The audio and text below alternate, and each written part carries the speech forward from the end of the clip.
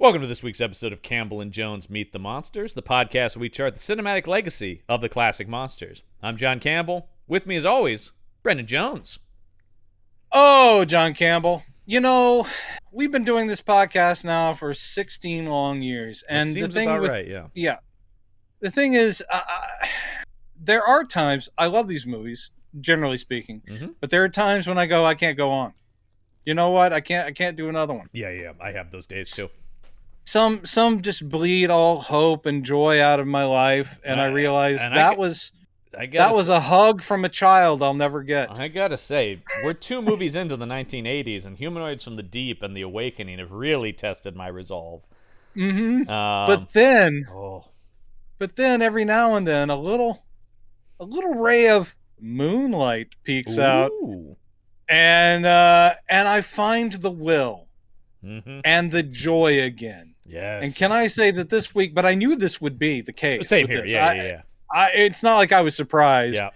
But having not seen this movie in 2-3 years, maybe, it's just a treat. God, it is, isn't it? I mean, and here's the thing. I think I liked it more than I've ever liked it. Once again, in the sequence of the movies we've been watching, really, and I always really enjoyed this movie. I haven't seen this movie since this Shout Factory Collector's Edition Blu-ray came out back in 2013, so it's been quite a while since I've revisited this movie. I definitely remember watching it then, and I've always really liked this movie. Always been a big fan of Joe Dante, who directed this. And this to me is the silver medal of possibly of all werewolf movies, but specifically 80s werewolf movies. Yeah, it's the silver medal. That sounds like a diss. It's not. No. This is a great, enjoyable, bizarre, good werewolf movie. It's just that it's slightly topped by another one we'll be getting to soon. It came out the same year, actually, which is crazy to me. But I agree it is the silver, but I've always had a soft spot for this because maybe I like the underdog. And there's a part of me that just goes, well, American Werewolf in London is unquestionably the better movie. Yeah. The Howling, I just have a soft spot for it. There is something about how weird it is, and once again, I like the sensibilities of Joe Dante. I also love the sensibilities of John Landis. These are 2 filmmakers who are linked to me. They definitely feel of the same generation. You know what I mean? Like they feel like they're cut from the same cloth. They're both movie nerds of roughly the same age, and it shows. I would say that of the 2, and they do have both of them when they approach this kind of material, and I'd say obviously Dante did more horror than Landis did, but still Landis loves people him some horror. Think of Landis as a comedy director first, but then firmly associated with horror, though. Right, but I one of the big similarities is maybe it's because they're both such film nerds, is that they are beholden to what came before, but they're also, it's not parody or satire, but they are they love to tweak it, and they cannot stop their natural comedic stuff from sneaking in. Right. Less so in this one, but it's still there. There's a lot of winky stuff. Man, there's a lot of winky stuff in here. It's there like those 2 guys. I love it all, man. Like I love all the satirical stuff in this movie. I doubt that both of those gentlemen would refer to themselves as Christians, but they certainly do love Easter because they drop Easter egg after Easter egg in their movies. They love that holiday because, man, watching this thing, it does take me out a little bit slightly because most of those audiences watching that weren't catching any of it. Right. But if you are a nerd like we are, it does take me out occasionally. Go, oh geez, man, look, Forrest J. Ackerman. Oh God, look, of course he's holding Famous Monsters magazine. So there's like an hour-long documentary on the Shout Blu-ray. Ooh, nice. And it's great. It's really worth watching. There's a lot of Joe Dante talking in it, obviously, but he invited Forrest J. Ackerman, and Ackerman brought those copies of Famous Monsters. Of course he did. That was not a point. He wanted to give him a cameo, but then Ackerman was just like, and I'll be holding my magazine. Yep. Well, and Dante, and that's okay. Dante says it in the documentary. He goes, as you would expect him to. I love Dante. Dante is so our kind of guy from what I see on there, because he goes, when I was in film school, everybody had Jean-Luc Godard pins on their jackets, and I had a Roger Corman pin. And he said, He said, unlike some people who sort of go like, well, Corman's where I can get my start. He goes, I wanted to work for Corman. I desperately wanted to work for Corman. I loved Corman's movies. I think he's an unsung filmmaker. Like, you're going like, yes, Dante maybe more than some of the other guys. I love his lack of pretension. He's like, I love the genre shit. That's what I unapologetically love B, sci-fi, and horror. I'm not going to pretend. I mean, he goes, and I listened to his podcast, which, by the way, people should check out, The Movies That Made Me, which is the podcast he does where he interviews filmmakers about the movies that made impressions on their lives and careers. It's really good that he does under his Trailers from Hell banner. Trailers from Hell, I used to go to that site quite a bit. Yeah. He is a diehard. And as the proper term you use is unapologetic. Yeah. The thing that there are a lot of people of his generation, and possibly, of course, even after, who may be that, but they have to code it in this sort of thing of like, well, I mean, as a kid, I really did enjoy this kind of thing. It's like, and that was before I discovered the true masters, and that's right. But he just doesn't feel the need to put that on. No. He just goes, no, The Crawling Eye, I watch that thing once a year. It's that kind of thing. It's like, I love that shit. The fact that the one he brings up on the podcast all the time that he said used to be his barometer for people was Shock Corridor. Shock Corridor. He goes, I'd make everyone watch Shock Corridor. If they didn't like it, I didn't want anything to do with them. Oh, see, that's pretty great. I do like Shock Corridor. I do get too. Along just fine. I do too. I mean, once again, anytime I hear Dante, I go like, man, I want to talk to that guy for hours. He seems totally he would like be one a of great us. fit. We talk about fantasy folks to have on as guests. At this point, we have had no guests. Well, that's not true. We had one. We had Elliot on, who is. We had Elliot, and that was great. And actually, Elliot, I'm giving Elliot now our seasons when we put that out, and I say you pick a movie, so Elliot will be on regularly on the show, like once a season. Applaud that because they're great and they know are their stuff. As hardcore about horror as anyone I've ever met. They really are big into this genre specifically. I guess what I meant was we have had no celebrity guests. No, God, no, please, if anyone knows any celebrities who. But I do think Dante would be absolutely our kind of guy from everything I've ever heard from him, and from I've always been a big fan of his movies, and actually, I would say, even maybe especially the ones that weren't successful, like your Matinee. Right. I'm a big Burbs guy. I think the Burbs is a really unsung gem. That's my opinion. I like the Burbs. I don't love it quite as much as I do appreciate it has a cult following. Yeah.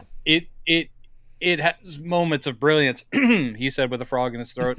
But I don't dislike it. But Matinee is wonderful. That for me is the unsung one. I'm why didn't people love this movie as much as I do? It's so good, and that's really, you talk about that. You just watch that movie, and you know what kind of guy Dante is. That is his heart on the screen, I feel like.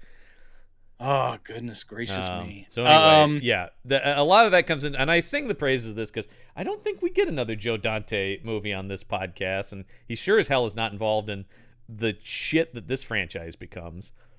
Yeah, I don't think we do we? No, I don't think he made another he didn't do no other classic monster. I don't think so. No, because obviously, one of the interesting things about this movie is Steven Spielberg was a massive fan of this film because he took the lead actress from it, put her in E.T. the next year, and gave Joe Dante Gremlins out of this.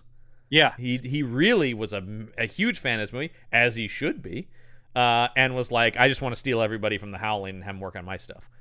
I'd say he chose wisely. One thing that really impressed me, again, I just like this movie full stop. Yeah. But watching it as an adult, when I've seen it so many times, you pick it apart and you just start looking at all the pieces there. And I can honestly say, Dee Wallace is so good. She's like her really acting good.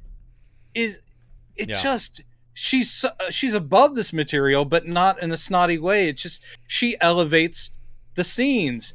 And even with that embarrassing transformation at the end, which is a big misfire, that scene is sold by her. And she wrenches your heart out. I mean, damn, it's good. Something she talks about on because she's on the documentary, and it's great. She talks about, she's like, at that time I was all about, I had to live the feeling of these characters. And she talked about, she really like traumatized herself making this movie, because, and Dante talked about that. They said you'd call cut and she'd still be screaming and flipping out. She had turned herself into so much, felt the terror so much.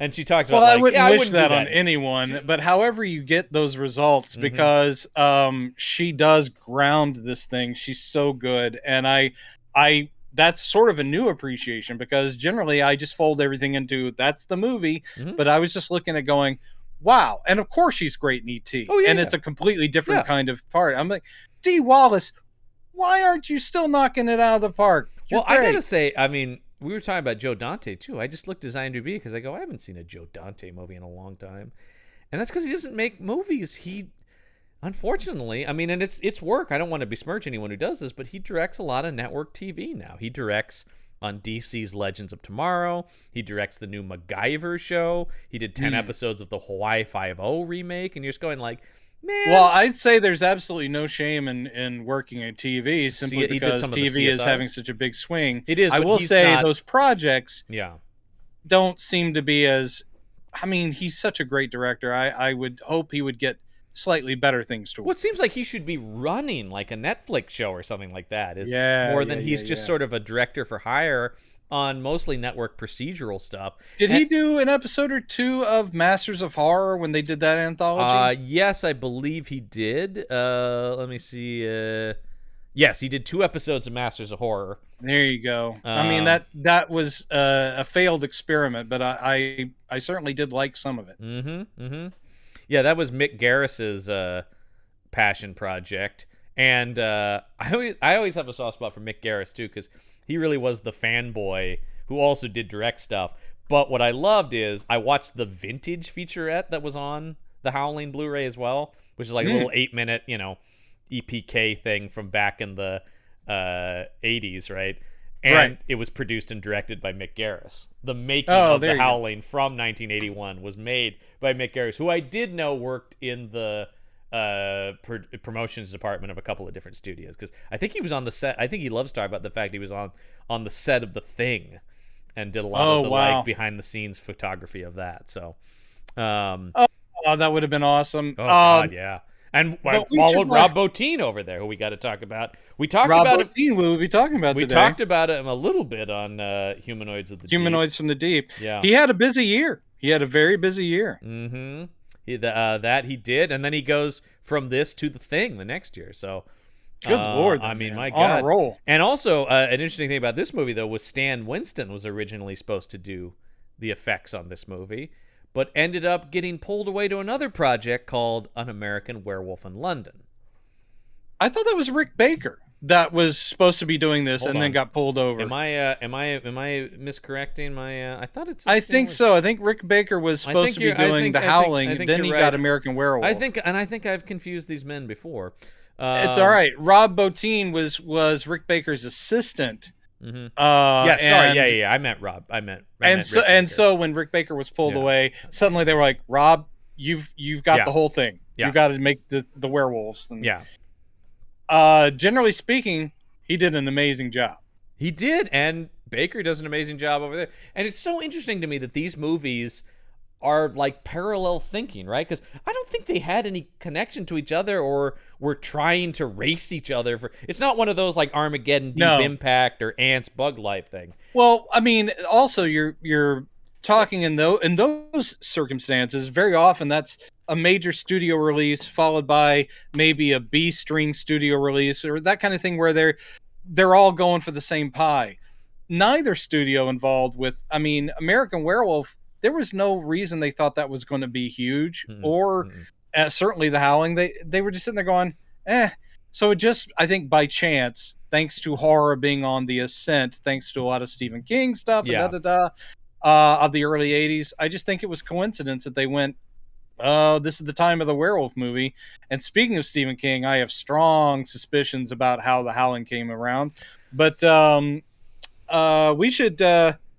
we should dive in with the poster. Let's do the standards here. You know, I want to talk about this poster because I love the poster for The Howling. Yes. Folks, go on IMDb. I don't like when this happens. There's a more recent poster that they put and has become the just standard poster on the profile for it. Yeah, they're doing the remaster poster, it's a good one. It's a really cool poster. It's actually, I would love to have that remastered poster on my wall. That would probably be the one I would put up. Yeah, but that's gorgeous. The iconic, but the original poster is iconic. It's amazing. It's a great poster, and it's getting to something I like that we're going to get into in the 80s as opposed to some of the stuff we talked about in the past. It is simple. It is great and simple, but really effective, right? And it is this image of, I guess it's a movie screen, essentially, right? It could be a movie screen. Well, it's an uncertain background. It could be a movie screen, or it could be leather, or it could be some sort of heavy, or it could be the poster itself. Like it's supposed to be paper, perhaps. But it's been torn open by this woman's hand as she's screaming. We can see just her nose and mouth letting out the scream, and these animalistic fingers of hers have torn through. The rips are being done by very well painted werewolf claw, and it looks great. We came from, we talked about so many terrible posters on this. This is so nice. And then the tagline, imagine your worst fear a reality. Yeah, and actually that seems a little underplay-y, but the thing I like about it is that, I mean, we all know this is going to be a werewolf movie, but they're not doing any kind of werewolf pun. They're not doing any kind of overt reference to it. Here's something Dante says on the documentary, which is he told them, can we please back off the werewolf stuff in the promotion? Because he said, I want the first act to play like an urban thriller, like it's going to be a slasher movie. Which is what it does. It really does. And so he's like, can we kind of play down the... And at the time, the studio, I don't think they would do it now, but they were like, yeah. So they wanted the surprise of, I'm going to see a horror movie, but I didn't expect it to be a full-on fucking werewolf movie. You know what I love about that is that that's great. That's what Joe Dante went for. When you watch the movie, that man did not miss an opportunity to drop a little reference in any frame. There's a wolf or werewolf pun. It gets ridiculous. I'm sitting there going, man, calm down. I'm enjoying it, but he's reading You Can't Go Home Again by Thomas Wolfe. Yeah. What brand of chili are they all eating? It's Wolf brand chili, which made me laugh because this is happening in Northern California. Yeah. Wolf brand is specific to and can only be purchased in Texas, and I used to eat it. I like Wolf brand chili quite a bit. There you go. It's just like, dude, I love the fact that he's like, but for the advertising, let's pull back the overt. The idea references. that the guy who made this movie turned to the promotion part was good. Let's be subtle, everybody. Okay. Let's be subtle. Okay. Yeah. He also had the word verisimilitude up on his his desk, just like Richard Donner. There are some other taglines for this movie that were used on various posters. So we mentioned the imagine your worst fear a reality. We also have beyond anything human. Oh my God. When the howling starts, the horror begins. Oh my God. They're out there, and you're in the middle of your worst nightmare. God damn. All your nightmares are about to be transformed into one single inescapable fear. So they really liked the nightmare thing. And then get ready for this nightmare. For this novel of a tagline. I'm ready. What she has witnessed, she cannot escape. What he has become, he cannot control. And what you experience, no one will believe when they come face to face with the inhuman fear that is the Howling. Jesus God. The 80s had some of these. I remember a lot of posters from my childhood that were like, boy, just give me the whole plot right here on the tagline, When she was a girl, she was afraid of doggies. And then when she grew up, she met a guy who could turn into a doggie. That's not good. She was very scared of the doggy man. Beware of the Howling. I mean, some of these taglines you're like, what continued on back? Let me see.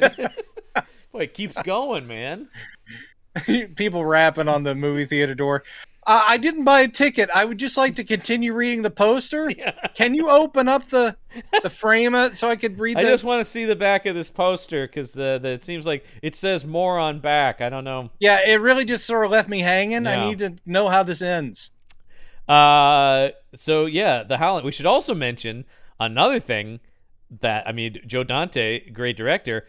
John Sayles wrote this movie, and he's all over the documentary. I love, and he's talking very warmly about this. I know Sayles wrote a lot of genre movies and For Corman and stuff like that, but I like that it's not like an embarrassing part of his past once again, or at least doesn't seem that way the way he's talking about it here. From what I've seen of John Sayles in interviews and stuff, he never. I mean, the thing is he realizes that it's not the same amount of work or the same level, but at the same time, he's not embarrassed that he did Alligator. He's not embarrassed that he did Piranha or whatever. He's like, yeah, all right, I wrote those. Dante does talk about it's like, well, he at the time was writing Alligator, and I had to kind of pull him away from that. Sometimes I just love the idea of like, well, I got this Alligator movie and I got this werewolf movie, and I gotta get both of these done here. But he is a guy who actually, I've always looked at him as a guy that's like, I'd like that career, right? Where my instincts would lead towards, I write these silly genre B pictures and then I go make my sensitive dramas. Like, that to me, he's living my dream of walking in both of those worlds.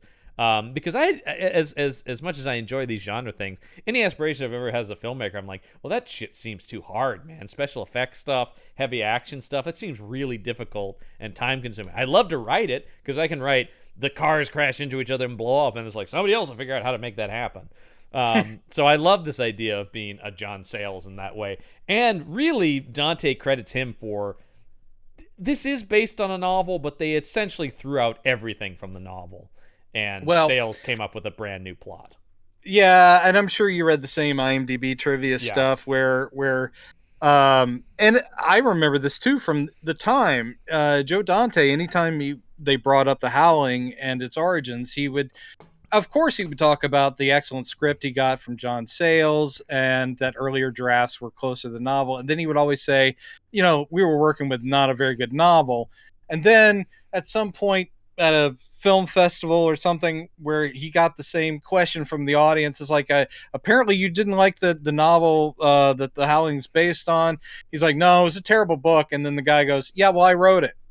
So the writer of the original novel, apparently that was Gary Brandner. He didn't like the fact that they kept slamming his book. From what I've never read it, but from what I've read of the book, they made the right choice to go. I read the for the first time. I never really thought about the book. I just always liked this movie. But I did read the Wikipedia synopsis of the book today. Yeah. And I'm going like, I mean, you can see the faintest plot threads they took. The very, very basics of someone has a trauma, it goes away to a place, that place has werewolves, the husband becomes a werewolf after having an affair with a werewolf woman. Beyond that, totally different. When you read the description or the synopsis of the novel, which was written in 1977, all I could sit there going, and no offense to Brandner, who knows, maybe I'll end up reading the original book at some point, but all I could think is that guy read Salem's Lot in 1977 and said, well, I'm going to do the same thing but with werewolves, because it is about the town itself is infested with this thing, and this outsider shows up, and it's like, wow, you just kind of took the whole, and the entire town burns at the end, and you're like, okay, all right. Brendan, I will say though, we will get to see that story because the Howling 4 is a much more faithful adaptation of the novel Howling 4: The Original Nightmare. Thank God. Of the fucking, there are 8 of these movies. There are 8 Howling movies. And listeners, only one of them is worth all I can watching. say is, again, I don't know your faith. I don't know the faith of all of our listeners, but whatever God you pray to, pray for us. Pray for us. Pray for us, because we will be watching every Howling movie. We get 5 of them this season. Gulp. We get 5 in the 1980s. Jesus Christ. They don't get better than No. this. And so I will say so I have fucking only strong. seen 1 and 2. I've never seen anything past Your Sisters. I have seen 3. I have seen is that the marsupials or yes, is that 4? it is. No, no, it 3 is is marsupials. 3. I have seen that. I have heard tell of this one. I have not actually. That's one where they seen just it. stuck the Howling name on it. Well, But, I think they all kind of become that for the most part, right? They're all just sort of vaguely werewolf things that aren't directly connected to this. Because here's Howling where I'll 2 give doesn't have much to do with I'll this. give the novel and the film their due. One of the big things that this movie did that I mean, because we have watched a pretty great survey of werewolf films since we started this. This is one of the first that goes into the idea of a pack behavior, multiple werewolves. What's that like? Yeah. And so that's important in the history of werewolf films because they're almost always about a single person and their single curse. I like this aspect where it's a communal thing. That's pretty cool. Columbo agrees. What's up, Columbo? Yeah. I didn't know that he wrote a sequel to the book. Yeah, he wrote like 2 or 3 sequels to his own book. I mean, also, I can't think of any novel I've ever seen that uses a number. Oh no, I certainly have, especially when it's something like this. The Howling 2 as a novel. I'm saying I've read many ongoing series and stuff like that, and it's pretty. I'm like, Mike Crichton didn't write Jurassic Park 2. Yeah. I will, whatever the guy's name is, and it escapes me at the moment. At the very least, Bradner? The guy who wrote Logan's Run, like the next book was called Logan's World or whatever. It's like he didn't keep going. Yeah. Logan's Run 2, still running. Well, that's usually how it goes. I mean, because here he's got the Howling 2, and then the Howling 3 Echoes. Oh, damn. Yeah. I don't think I'll be getting around to all of them. No. There was a part of me that thought, oh, I've never read it. Should I read it for this? And I went, no. And it's short. It's only 190 pages, the first book. But I'm going, no, when I read Hour of the Wolf, I actually was like, oh, that was good. It was better than the film that we saw, and I enjoyed it. It was a short novel. That's right. Yeah. And then I read not Hour, it was Moon of the Wolf. And then Progeny of the Adder, which was the one that they always said was possibly that may have influenced Night Stalker. Yes. Yeah. The same author, Whitten, he wrote a modern day cop encounters vampires in Washington, D.C. And he wrote that in the early 70s, or actually late 60s. It's good as well. All right. Highly recommended. I've read a lot of Stephen King. I don't read a ton of horror as much as I enjoy it as a film genre. I can't say I've read many novels. That's all right. I mean, a lot of them aren't great, you know. I mean, it's true. Yeah. Everything is formulaic, and we certainly know that from watching the movies. The movies themselves are just like, right, and here's where this happens, and yep, got it. Mm-hmm. Okay, good. Yeah.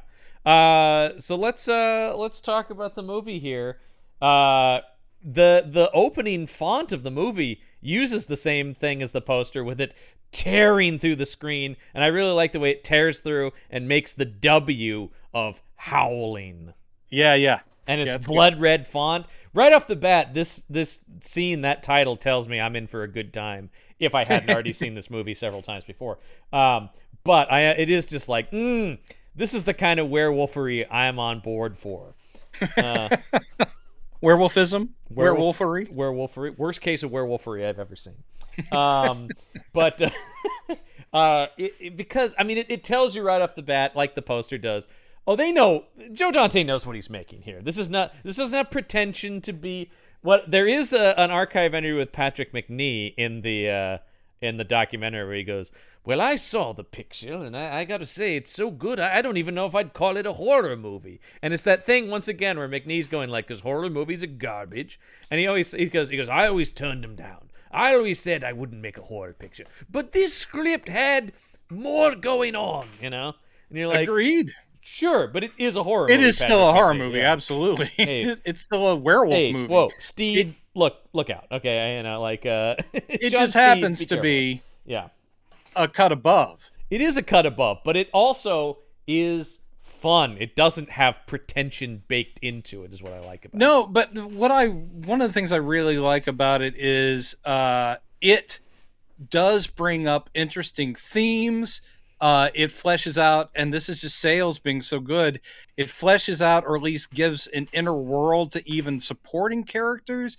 Like people get, they're not cardboard cutouts, and so but with anytime it does address something that's a little heady or philosophical or big, it's just dropping it in as a flavor. It's not saying we're going to examine that and you're going to sit there for another hour and a half listening to us do that. It's just there for you to go, huh, weirdly, some thought went into this. If you want to pursue this after the film's over, go ahead. But Dante, first and foremost, is saying, I'm going to thrill you. Yes. And there are also some cool ideas in here. Well, and a lot of this stuff that they talk about in the documentary comes from Sales, right? He was the one who was like, yeah, I'm seeing all this like new age psychiatry stuff on TV, and him kind of going, these guys seem like they're kind of full of shit to me, so I'm gonna, because this was the time of like Est and stuff like that. Yeah. Which of course gets brought up, and I do like how it is set in its time. It's very much a thing where Sales is saying, okay, I get it, Joe. You want to start it off like it's kind of a gritty urban thriller. So we're going to heavily reference things like the Zodiac Killer, like Son of Sam. We're going to do that at the beginning, especially with the relationship with the press. That's not in that novel. This is purely Dante. And Dante, of course, is a media guy, so the fact that news people are involved and there's a lot of TV stuff involved, I'm like, yeah, of course.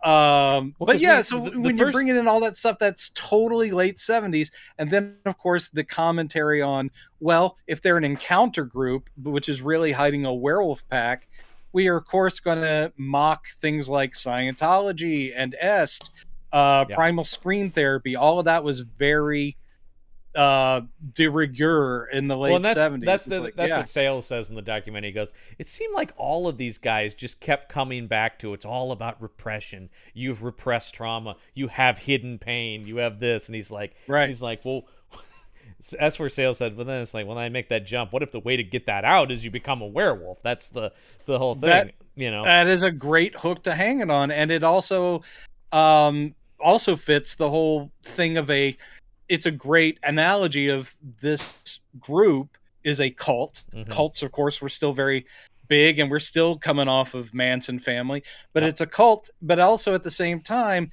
a cult is also a pack, is also a family, and it's easy that they're going, well, obviously that's your werewolves. Well, and the satirical nature of it is this like accepted mainstream cult, right? Because the first thing we see in the movie is Patrick McNee hawking his book on TV. Yeah, which I do love. I love the way this is written, and this I mean, once again, all the satirical stuff apparently comes from Sales, and this is great because he keeps talking about, well, they have this repressed trauma. It's all in my book. He just keeps coming back to, if you get my book, you must find it in my book. It's all about. He just keeps plugging that book. It's absolutely. And then they cut to in the control booth, you've got Kevin McCarthy sitting there going, look, I know we need to cut away to a live feed from Karen, but just wait till after he plugs his book. It's like they're fully aware. One thing I think is funny is when we're starting here, this doesn't make too much sense, but it's not like I stumbled across. I was like, what kind of a segment is this for local Los Angeles TV that would be a live interview with an author of a book? Right. Live? Yeah, that's just not. It's going to be a taped interview at best. Well, because they're going to cut this guy down. He's not interesting really to the segment, right? They'll cut it down to a 5-minute package. Yeah, he's at best he's a local sort of possibly an easy get Dr. Phil type that they can plug in. The McNee character is always dying to get on TV, right? Like I just get that Dr. Wagner, George Wagner. Yes, lots of in-joke horror movie Easter eggs in the character names as well. Again, almost too many if you're the person who will catch them. Once you do, you're like, wow, you guys just didn't stop. My favorite, it wouldn't make most of the audience would not get it. But my favorite is when we get to Dick Miller. Oh, of course, yeah. Because the fact that he has the same name as the character he plays in Bucket of Blood. Well, that's great, but I mean, that's not like them going, if you know werewolf movies. No, but That's just another level of nerdy horror guy I stuff. like the fact that who's the actress? Her best friend is played by Belinda Balaski. Yeah. I love the fact that she plays Terry Fisher. Mm-hmm. So it's Terrence Fisher. Yeah, It's a gag off of Terrence Fisher from Hammer. That's great. Yeah. And this is the first time Dante works with a lot of these people, and a lot of these people he brings back time and time again throughout his movies, including a lot of these Belinda directors Balaski. end up having sort of like they get a repertory company. Like, these are the people I work well with. Because he uses Belinda Balaski multiple times. Robert Picardo's in like 7 of his movies. Dick Miller's in a bunch of his movies. Dick Miller's like an all until he dies, basically. It's like, yeah, Dick, I got you a couple lines in this one. Yeah. Oh, yeah, absolutely. And actually, Dick Miller is great. Dick Miller's He's always really great. good in this one. He has an actual like character. He's got an actual couple of scenes in it. Bob Picardo and Dick Miller in The Burbs. They play this comic duo of trash collectors. Yes. I love it because Tom Hanks is going through the trash trying to find something on the evil neighbors. And at a certain point, Robert Picardo's helping him, and Dick Miller's like, "What are you doing? Why are you doing this? Now you're making it well. Forget it." It's great. They're very funny together in that, and they're regulars of Dante's movies, which I love. I love directors who have repertory companies. I think that's a lot of fun to see. Like, and I like the fact that person? it's in that particular combo. You get Picardo, who is coming off like a serious stage career and trying to launch his film career with this, which he has a lot of negative things to say about. Not the movie, but he's in the experience making it. He's in the documentary. He talked about it. He goes, "Boy, here I come. I'm out of Yale. I've already had 2 leading roles on Broadway, making my feature debut, and half of my face is burned off with acid." But also with Dick Miller, it's a flip. Instead of it being like, "Oh yeah, I caught the young hot actor coming out this," it says like this guy's been a character actor in all that Corman shit going back to the 50s. And I can't get enough. That's where the Dante fandom lies, right? I mean, he talks about that. He loves those old Corman movies. So yeah, so we have, while McNee's plugging his book, we go to Dee Wallace, who's out on the streets. We get her propositioned by this guy. And then he's like, "Wait, you're that lady from the news." Yes. What we find is that she is Karen White, and she is an LA news lady, and she is doing a live undercover thing. She's talking to the people back in the booth. She's got a mic. She's all set up with she's wired, and I do think it's very irresponsible. They are keeping tabs on her because she's supposed to be meeting a guy who is a local serial killer, but they lose track of her. I just think that's hilarious. It's like they've got cops going, "She's supposed to be wearing a dress this color." Like, I don't know. I love those 2 cops going like, "Well, she should be easy to sprout. I sold you." And of course, her mic starts going out, and the guy in the booth's like going, "It's all that neon." Yeah. By the way, neon is which is great. By the way, the brilliantly realized characters of older cop and young cop. They're credited. They don't even have names. I will say they don't have names, but this is just what I like about Sayles' writing is how efficient. Yeah. He sketches these people, and they have not a lot to do, but we know both of them. We know both of them by the time they're gone. They're nothing but just their dialogue and their choices. Hey, man, Kenneth Tobey, who plays older cop. Yeah, he's been in a million things, but he's in like 5 other Dante movies. There you go. Dante keeps using him all the way into the 90s. Good folks. Yeah, because another Dante favorite of mine, Inner Space, he's in. I love Inner Space, man. That's been a long time since I watched that. So much fun. So we have her, and we also have her very concerned husband, Bill, who's in the studio going like, "What do you mean you lost her? You've misplaced my wife. She's in danger, I tells you." For those who only know Dee Wallace from E.T., in that, her biggest role, obviously ever, she's listed as Dee Wallace Stone. Yeah. Because she was engaged at the time to this actor who in this movie is playing her husband. Christopher Stone. Christopher Stone, and they were engaged at the time of The Howling. They were married by the time of E.T. They got divorced later. No, they didn't. He died. Oh, I thought they got divorced at some point. No, she was with him till he died in 95, is what it says on IMDb. Oh, well, I'm sorry. I didn't. I feel like, John, I just need to go away. That was terrible. Yeah, they had one child and they were together, yeah, till his death. Well, I will say this. He's a recognizable face, but Definitely. he didn't have as big a career as she did. And this thing, which is Consistently 1981, worked, but yeah. He's got a mustache. He looks like he's trying to be Tom Atkins's brother. I really thought this whole time I was watching this time, I'm going, was Tom Atkins not available? This is a total Atkins role, man. This is an Atkins role. I've stated played by a guy who looks like him. I've stated many times on the show how much I love Tom Atkins. He's such a staple of genre stuff, and I like him only through that. Like, I don't really like his work or even his screen presence, but I like the fact that he's this reliable. When you see that face, you're like, oh boy, yeah. Here's Atkins. We're in 70s or 80s genre. There he is, Tom Atkins. Yeah. What rubber monster is he fighting this time? Whatever. Yeah. But instead, this is Christopher Stone playing Bill, who is fine in this movie. I mean, he's fine. And all we know about him is that he's her caring husband. Yeah. And she kept her name when they married, and he was a former college football star, which gets brought up a couple of times. I don't know why that's important, but I like it. I don't know why either. I wonder if there's something cut, but where he threw a football. I don't know. But maybe it's just to explain that he's D. physically Wallace, fit. Yeah, I get why is this guy so physically fit? There must be an explanation. Something no one ever says in a movie. No one ever does, because even when you see this guy with his shirt off, he's like, he's okay. Well, he doesn't look like he's very 80s god. No, he's very football player. But he's very 80s fit. Like, there were a lot of guys. Yeah, he's 80s fit. Yeah, it used to be a different thing. Not everybody had the six packs and stuff. This is the slightly better than dad bod. Yes, exactly. Dee Wallace talked about in the documentary that they were looking for an actor to play the husband, and she was just like, I don't want to say my fiance should do it. So she said, I know this actor Christopher Stone. He'd be really good. And then apparently when Joe Dante called the house to tell Christopher Stone he got the part, Dee Wallace picked up. He goes, oh my God, I'm sorry. I think I dialed the wrong number. And she goes, no. And it's like, oh God, you two are together. And he's like, I don't want that. He's like, then you two are going to gang up on me.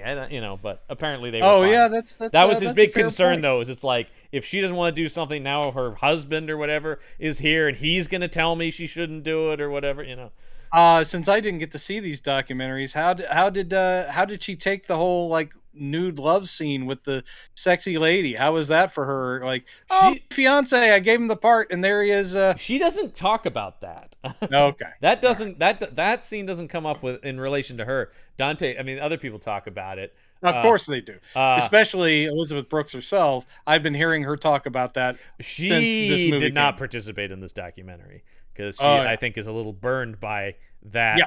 And it's also one of those things, though, where anytime people talk about that kind of stuff, though, I am going like, yeah, but you kind of knew. Well, that's exactly my point. We're not to that point in the movie, but what I'll say about that, everyone is entitled to how they react to things. Yeah. It's possible she didn't know what she was getting into, and it does sound like she was fibbed at about how it would be shot. Yeah. That's not kosher. That's not good. No. But I still got to say, I'm with you on the, come on. Like, if this is the part you went for, and she is singularly seductive werewolf lady who in the script will have a love scene, and it will be an animalistic, whatever, naked love scene in front of a campfire.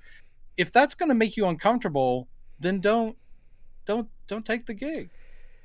Yeah, that's easy for me to say. Again, that's the thing. I'm with you on being of two minds about it. Of course, I don't want anyone to ever be uncomfortable or feel exploited by something.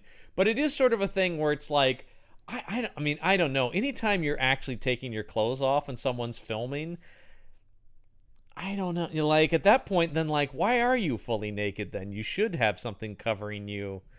Well, okay. Yeah, I would say it's also, and, hopefully things are better, but, and I also hope that this was explained to her. She knew she would be nude. Yeah. She didn't think that you would be able to see everything because they said, it'll be the heat from the campfire and the smoke. It is shot that way. I guess I could understand, but also, like, it's a day before CGI and stuff like that, so, how no much can you blurring or anything. control that? You know, like it's sort of the Yeah. thing where it's sort of like, and I don't know. It sounds. I mean, I agree. Well, a She was similar thing happened with the actress from Mulholland Drive, whose name I can't remember. which one, Naomi Watts or Laura Herring? No, not Naomi Watts. Laura Herring. There you go.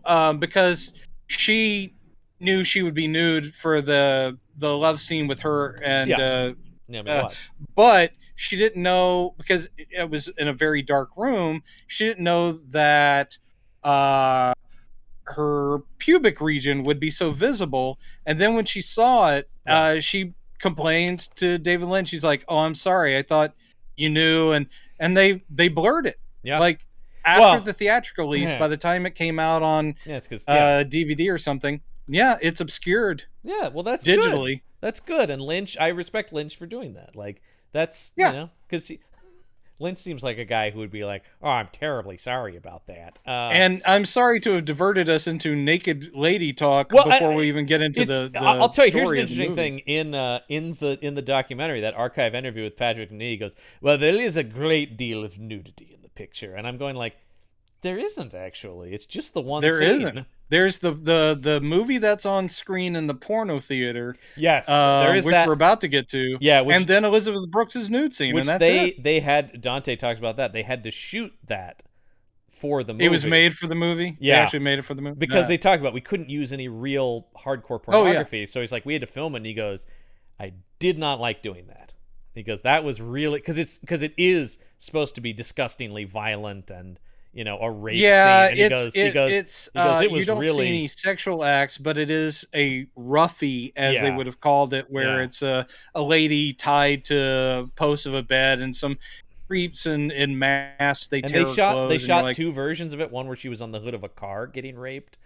So they shot two because I don't know for what reason that was exactly, but I like that. I would assume that actress was fully aware of what she'd be doing. I think so. It wasn't that. It was just Dante going like, "Yeah, I didn't like doing that." That was, I could imagine. Yeah. Because he had to make it look as gross and grimy as the kind of stuff he goes, I know how it sounds like, oh my God, you must have hated shooting that fake porn, because I really did. It was really pretty... I felt pretty gross doing it. It's effective because it is awful to see in the movie. And Wallace, and it looks very period. It's shot on terrible film stock. They did talk about that they shot it on 16 millimeter and then tied it behind their car and drove it around the parking lot to scratch it up. Yeah, that's what it looks like. Yeah, and it's great. So we're still at the beginning of this movie. Yeah, so she's so Karen White she was receiving mysterious calls. Yeah, and she was given this place to go, which ends up being this porno shop, which I like. They talk about on the documentary and on the IMDb trivia that Dee Wallace was so horrified by this porn shop that's which not looks acting. like a real one. I don't think that's a set. It was, and they said that she was so appalled by it, which I am going. There's a part of me that's also like, okay, yeah, but I mean, come on, like, you know. It also fits the character too. It does. So her reaction's totally natural. She's walking into this place about to meet a serial killer. Yeah. So she's clutching her bag to her chest and looking around going, this is weird. When she gets the call of where to go, the guy waiting at the phone behind her, Roger Corman. Sorry, we skipped over. It got Corman in there, man, which I love to see. Yeah, she got the directions to the porn shop by going to a particular phone booth. Yeah. And she... the killer, Eddie, has marked his territory with happy face stickers. Yes. Which of course show up in Gremlins later. Yes, Dante loves little tying things together because he's a fucking nerd like we are. Yes, he is. But Dee Wallace, Karen, she gets the directions of the porno theater. She says, "There's a guy waiting to use a phone. I don't think it's Eddie." And that guy is the same senator from Godfather Part 2. I couldn't believe it. When she leaves the phone booth, it is in fact Roger Corman. And if you don't catch who it is, you might think, why is the camera lingering on this guy? It does. Because he goes in, as he picks up the payphone, and then he checks the coin slot. That's the funny thing. Yes. That's the inside Corman joke. He's like, did anyone lose any change in here? Because he's a skinflint. Yeah. Roger Corman. And the thing I love about Corman is Corman was like, "Oh, that's good." I'm sure when he did, "Oh, that's very clever, Joe.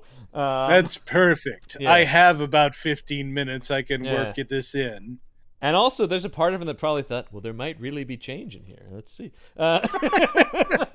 Look, who's the winner today? Yeah. It's It's hey, Roger. hey, this is the start for the next movie right here.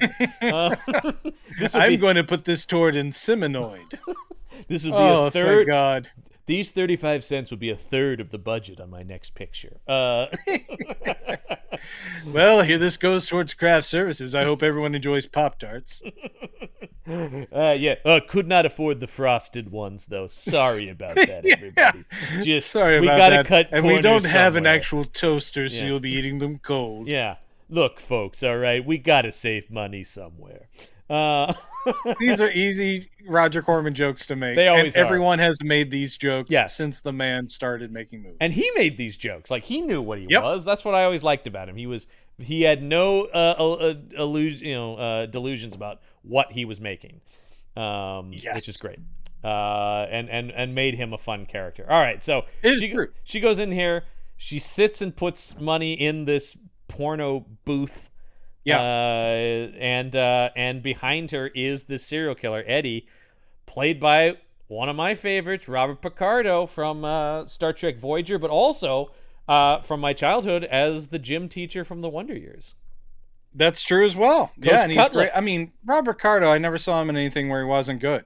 Whether it was comedy or drama, guy delivered. Well, I mean, he is a Yale-trained, Broadway experienced actor. He's got the goods. And here, the voice he's using, this is not like a Robert Picardo voice I've ever heard before. I and don't it's very I creepy, don't at very all good. think about the hologram doctor from Voyager when I watch this. Not in the least. And not And just the wig. Dante really does a good job in this opening sequence of, I mean, he's shooting on real LA streets. I did love every time they would do like on the cop radio, it's on La Brea, and what I was like, oh, I know that area. A creepy West Hollywood of the early 80s, which was slightly cleaned up by the time I got there. Well, this is a guy who made his directorial debut with Hollywood Boulevard, so, you know. Yes, absolutely. But so he's very effectively echoing crime thrillers of the 70s. This is a gritty, real world. This could easily be Clint Eastwood in a Dirty Harry movie following Dee Wallace here.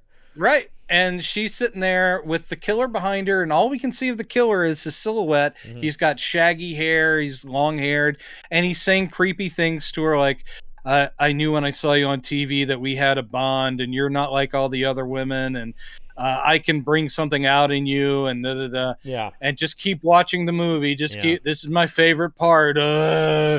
And you can kind of get the sense he's transforming. His voice is changing. His silhouette is altering, but we don't get a look at it. No, we don't. You don't read Dante's hiding all that for now. Which I like. But it's all a vocal change. And also, the whole time, Dee Wallace, as Karen, has been talking to the people back at the station, she thinks. Yeah. But they can't hear her anymore, so they don't even know where she is. Right. And she's about to possibly be killed by Eddie the Mangler. Is that what his name is? Eddie Quist is his full name. Eddie Quist. Eddie the Mangler. So she's all alone in this booth to the press, with a killer. Eddie the Mangler, not the best. Right. But old cop and young cop did finally figure out that, you know, she's in this porno shop. And when they go back there, they hear the growling. And she screams. Oh, she does a really good scream in this booth where she doesn't make sound, and it looks very real, where it's like she's trying to scream and her voice just catches. There's a reason Dee Wallace continued in horror movies like Cujo and Critters and things like that going forward. Yeah. She is very good in these movies. She's very good. But yeah, so she and young so the cops young cop just opens up, man. Yeah, like the door to the booth opens up, and immediately young cop just shoots, empties his barrel, empties his gun into Eddie Quist. Yeah. I do. And they've seen something. This is what I do like, is that the cops never come clear, which is actually probably very true. Yeah. If a cop sees something weird, he will not report that shit because it'll make him look like an idiot. So they probably caught him mid-transformation, but they are not going to say that. I love with a body that falls on the ground is human, and they're like, that's all I'm saying. And I love the shot where you see the curtain of the thing and just the blood seeping out on the floor from where it's so good. It's good stuff. And when Karen is being taken to the ambulance, obviously at this point the husband's there, her news friends, the characters, I do like them.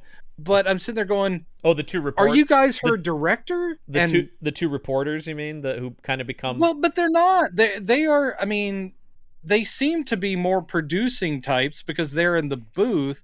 So I couldn't figure out what they were supposed to be. You're talking about Chris and Yeah, Terry. So yeah, they're also youngish. They're her age. So they're in addition to being coworkers, they're her friends. Anyway, so they've all swooped down on that. I do briefly want to mention Dennis Dugan, who plays Chris. I need to talk about him because I mean he was an actor who was in a bunch of stuff. People may remember him as Richie Brockelman, Private Eye. Yep. He did a lot of comedy stuff. Yeah, but he had an attempted spin-off from the Rockford Files, which he also really was a regular on Hill Street Blues. I always loved when he would show up as Captain Freedom. Yeah, he was on there. He was would-be superhero on Hill Street Blues. A crazy guy. He was on some MASH, some St. Elsewhere. I mean, several episodes of Moonlighting, things like that. But he segues into becoming a filmmaker. Actually, he started with the TV shows, like he was on several episodes of Moonlighting. He also directed multiple episodes of Moonlighting and Wise Guy and Hunter and Doogie Howser. He did do a Columbo. Nice. But specifically, this guy really linked up with Adam Sandler. Dennis Dugan has directed a number of Adam Sandler vehicles, including Happy Gilmore, Big Daddy, both grown-ups films, the unwatchable Jack and Jill, also unwatchable. I Now Pronounce You Chuck and Larry. Lot of not some of the good stuff right out of the gate, but also a lot of the more recent garbage that he's done. Anyway, the thing I was going to bring up about Mr. Dennis Dugan is, as a kid, I mean, I didn't see The Howling in the theaters because I was still too young. My parents would never have allowed it. It was on cable later. Right. But a year before he made The Howling, he made the thing I knew him from first, The Unidentified Flying Oddball for Disney. I see this here, 1979. Which was their sci-fi update of Connecticut Yankee and King Arthur's Court. Well, I see here the original title of the movie was The Spaceman and King Arthur. Yeah, so he is a shuttle astronaut who goes through time, ends up in King Arthur's Court, just like in the Mark Twain story. Our pal Ron Moody's in it. Yep. And just for the listeners who are of my age, I will now sing a little bit of that theme song. It's the unidentified flying oddball, undeniably oddball. Okay, that's all I'm going to do. Yeah, now you got Disney on our ass. I saw that in the theaters. Is this anywhere? Did they bring this over to Disney Plus?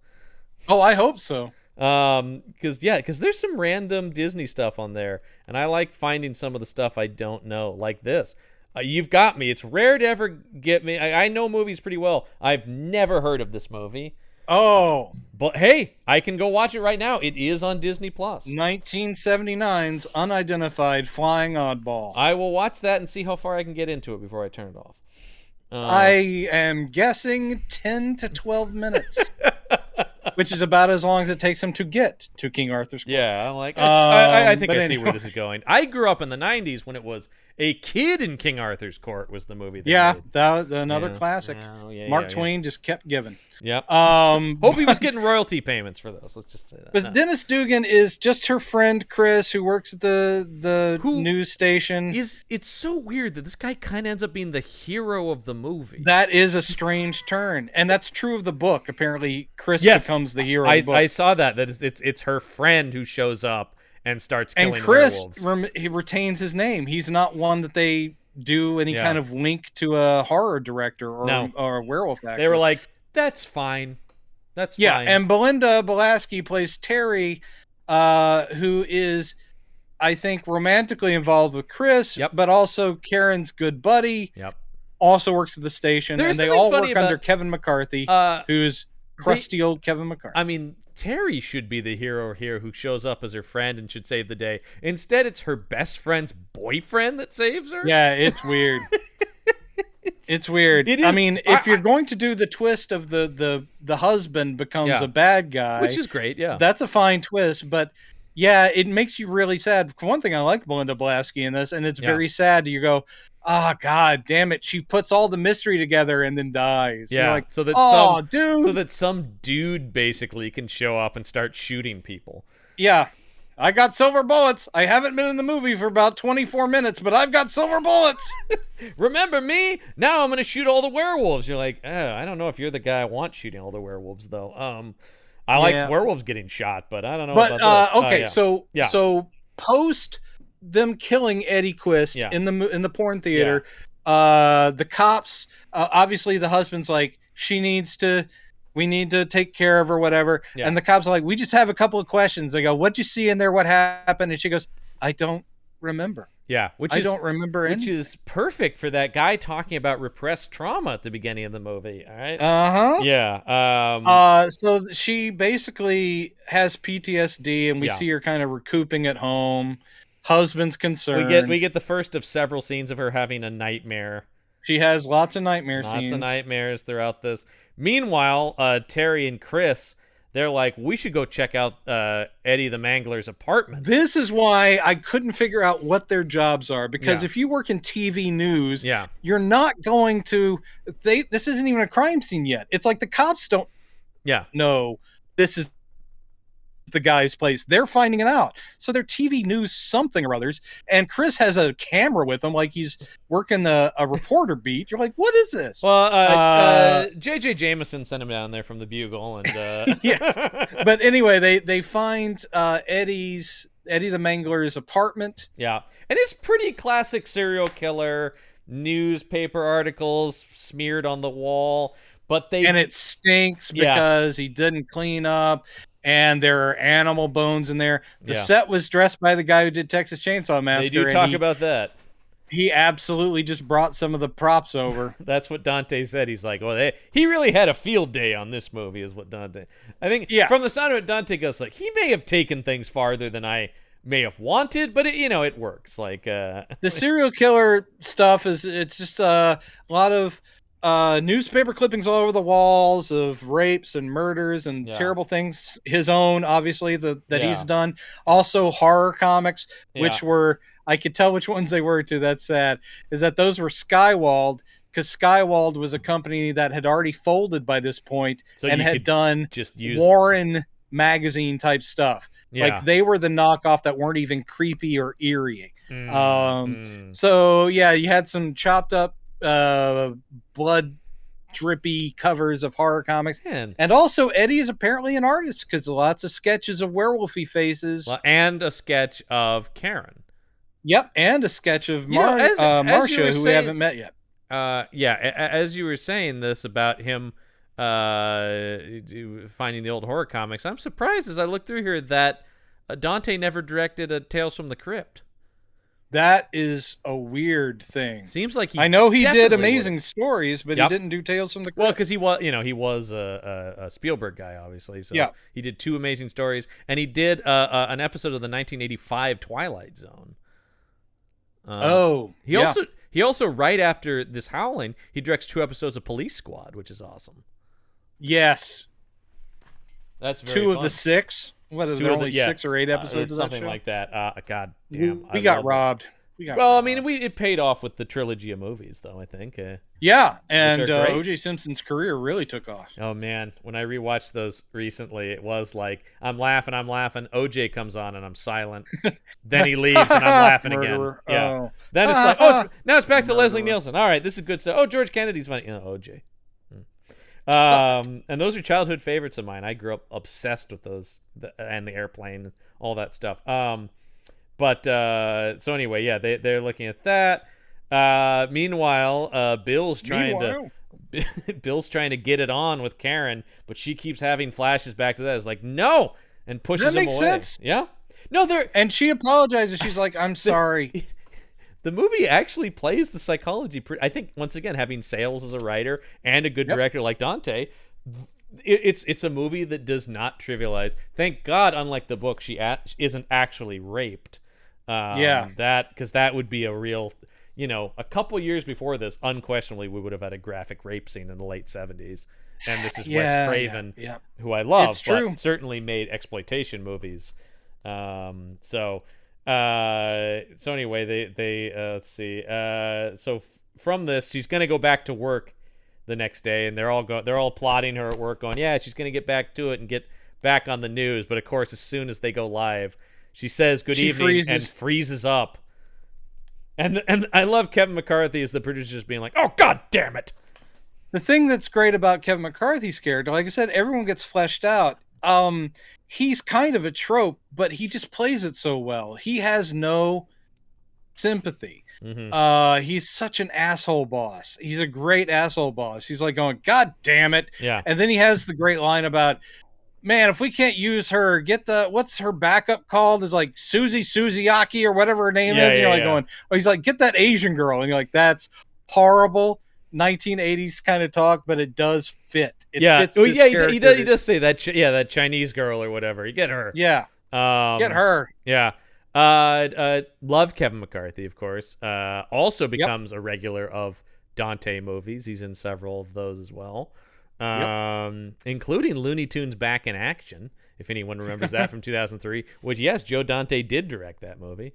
Yeah, which is a saving grace of it. It has moments. It does. It's actually, I think it's actually a better idea for a live action. I think it's Looney Brendan Tunes. Fraser's best work. I was going to say, it's actually a better idea for a Looney Tunes live action hybrid than Space Jam, like the idea that's on a movie set and stuff like that. It just doesn't quite. Steve Martin is trying like nobody's business to make that thing work. Good Lord, that performance. And you can smell the flop sweat through your screen. I mean, I remember that was the big, because by 2003 I'm in high school, and but I am going like, well, I'll watch this because I am a Steve Martin devotee, you know. God, you put yourself through some things. That man is a genius, but he made so much shit. Can I tell you, I did see his Pink Panther remake in the theater. Good Lord. No, man. I just worshiped the guy, and I was like, I did not go to the second one he did. He fooled me once on those where I'm like, well, I just can't believe there was a second one. Or a first one, to tell you the truth. Well, it was one of those things, though, where even I, knowing, being a fan of his, I'm going, I don't think he's this guy, though. He's not this kind of actor. You're sitting there going, well, I mean, technically, it's not like Peter Sellers was the only one who ever played Clouseau. So, yeah, I don't think it's not a travesty. Yeah, I'll tell you the real sad thing is he wrote both of those movies, too. Yikes. Yeah. Those are... Moving on. Yep.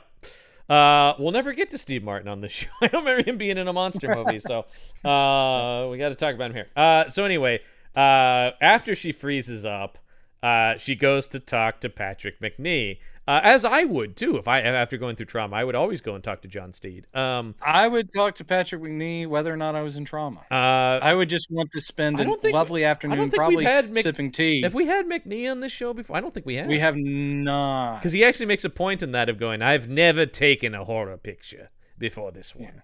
Yeah.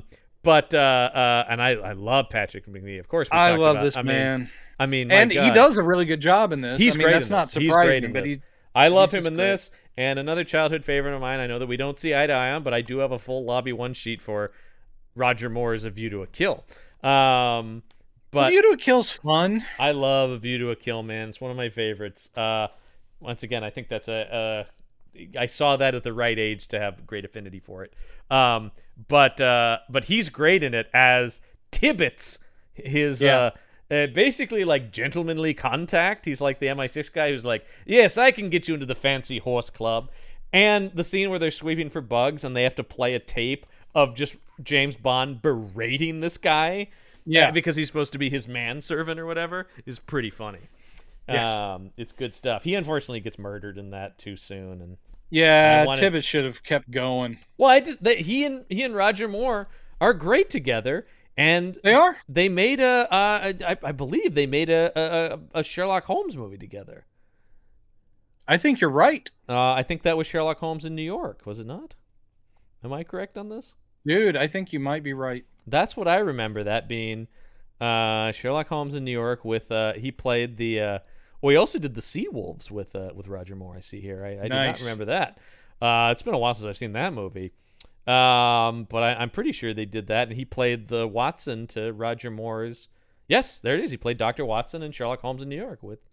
Good memory on you, pal. Well, I do know my my Roger Moore. And John Huston is Professor Moriarty in that. That's right.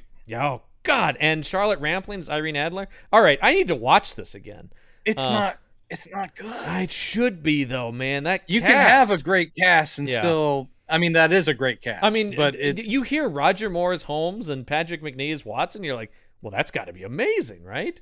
Don't expect John Huston to try a British accent. No.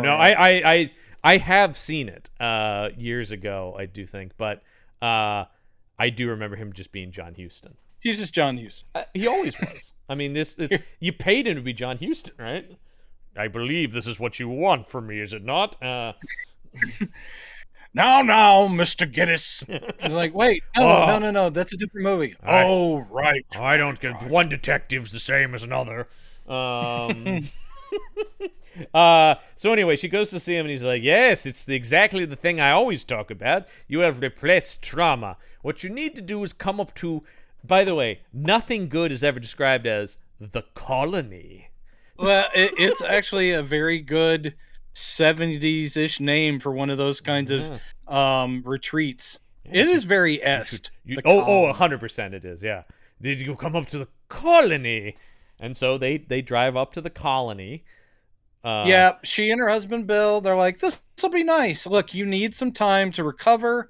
The doc seems like an awesome guy. And she's like, yeah, but this is one of those groups. So there's probably going to be a lot of flakies there, that kind of, I'm not into the hippie nonsense. Yeah. And they get there, and it is a group of weirdos right off the bat. But the thing I found strange about it was a lot of them read very hillbilly.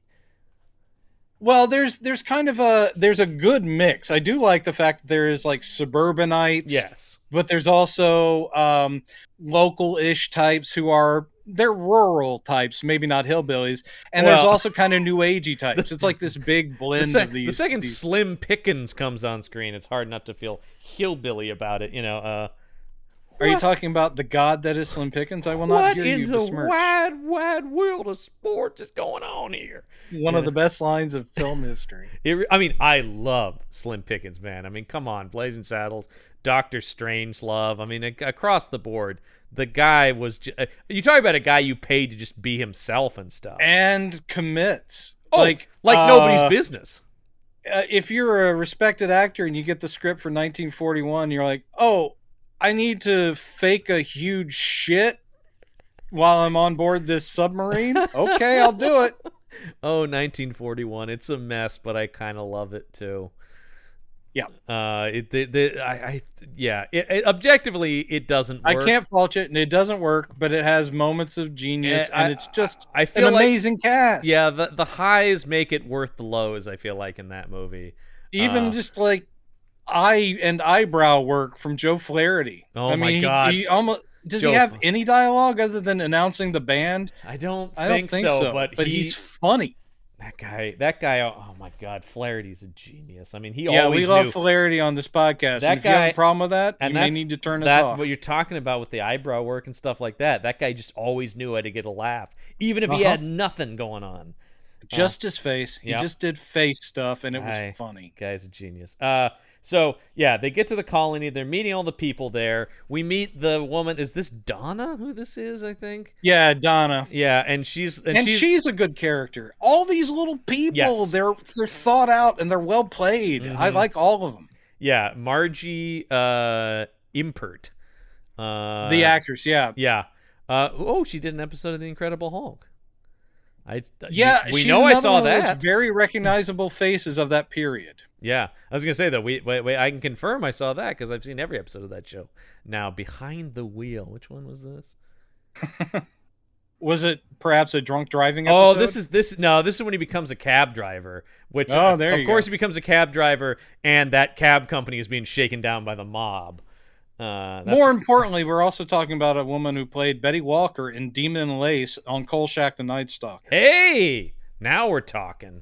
She mostly did TV, but she did a lot of my favorite shows, though. We mentioned Incredible Hulk and Kolchak, $6 Million Man. I know you're a huge fan of Another World. I don't mind Another World. The soap opera. No. I'm sorry. I'm thinking of A Different World, the sitcom. No, she was on Another World. Oh yeah, no. But I see both Rockford Files and Magnum PI. She's in 3 episodes of Magnum PI. She in this movie is like the perfect person to put Karen at ease because she's the suburbanite lady who's around the same age, and she's likably kind of daffy and is like, oh yeah, I've tried a lot of those things. She's the one that lists them all. I tried Est, I did Scientology for a while, I did Primal Scream. She goes, but this place, these people, they might come across as a little weird, but the doc's got great ideas and it's really nice. So she's likable and sweet. Yes. And you would never suspect her or her husband of being werewolves. No, but somebody I might expect to be a werewolf is our old pal John Carradine. He's back for his last go-round on our podcast. Ooh. No. Oh, am I wrong? He's on next week's episode. Oh, yes, he is. Mm-hmm. He sure as hell is. Mm-hmm. But he has a good part here. He's actually very moving. This is the best use of him in the best movie we've seen him in, I think. It's very true. The thing of his character, again, this is before we know these are werewolves, which, come on, people, it's werewolves. But his character, this is a communal thing where they're all, like, having dinner. They also do a big thing of, like, of course it's barbecue, and of course they keep trying to foist steak on Bill, the husband. Yeah. And this is the first of 18 references to, like, oh, sorry, I'm a vegetarian, I don't eat meat. It's like, okay, that's going to be something that comes up later. But basically you have John Carradine as this sad old guy who's part of the group, and he talks to himself. He watches the young people being romantic, and he's very sad about, like, his life is gone, and he just goes, there's got to be a better way. It's like, I'm done. And then eventually he's like, get me in that fire. Yeah, he basically loudly proclaims, is like, I'm ending it all. Yeah. Like he's going to throw himself in the fire. It's a total classic, like, I'm not really going to kill myself, I just want attention kind of thing, where it's like, I am going to burn myself alive right now. Like, and they do understand that. Hold me back! Hold me back! Karen and Bill are both like, oh my God. They're like, no, this is just what he does. He gets sad and he does this thing. He does this all the time. Which I do. But he is giving away werewolf fans. He's like, this is the only way to end it. He also says, like, my teeth are gone. He's like, I can't even chew anymore. He talks about all this time. It's too much time, whatever. Yes, And you're just like, oh, well, he's just a crazy old man. Obviously, I'm watching it going, I know these are werewolves. Yeah, he's a sad old werewolf. And that is a great use of John Carradine. It is, man. I don't think next week will be. Nope. I've never seen next week's movie, but I have the lowest of hopes for it. So, let's see. I have seen it, and I think you're pitching right. So he's doing that. And meanwhile, the character whose name I had forgotten, so I just wrote down "sexy lady," Marcia.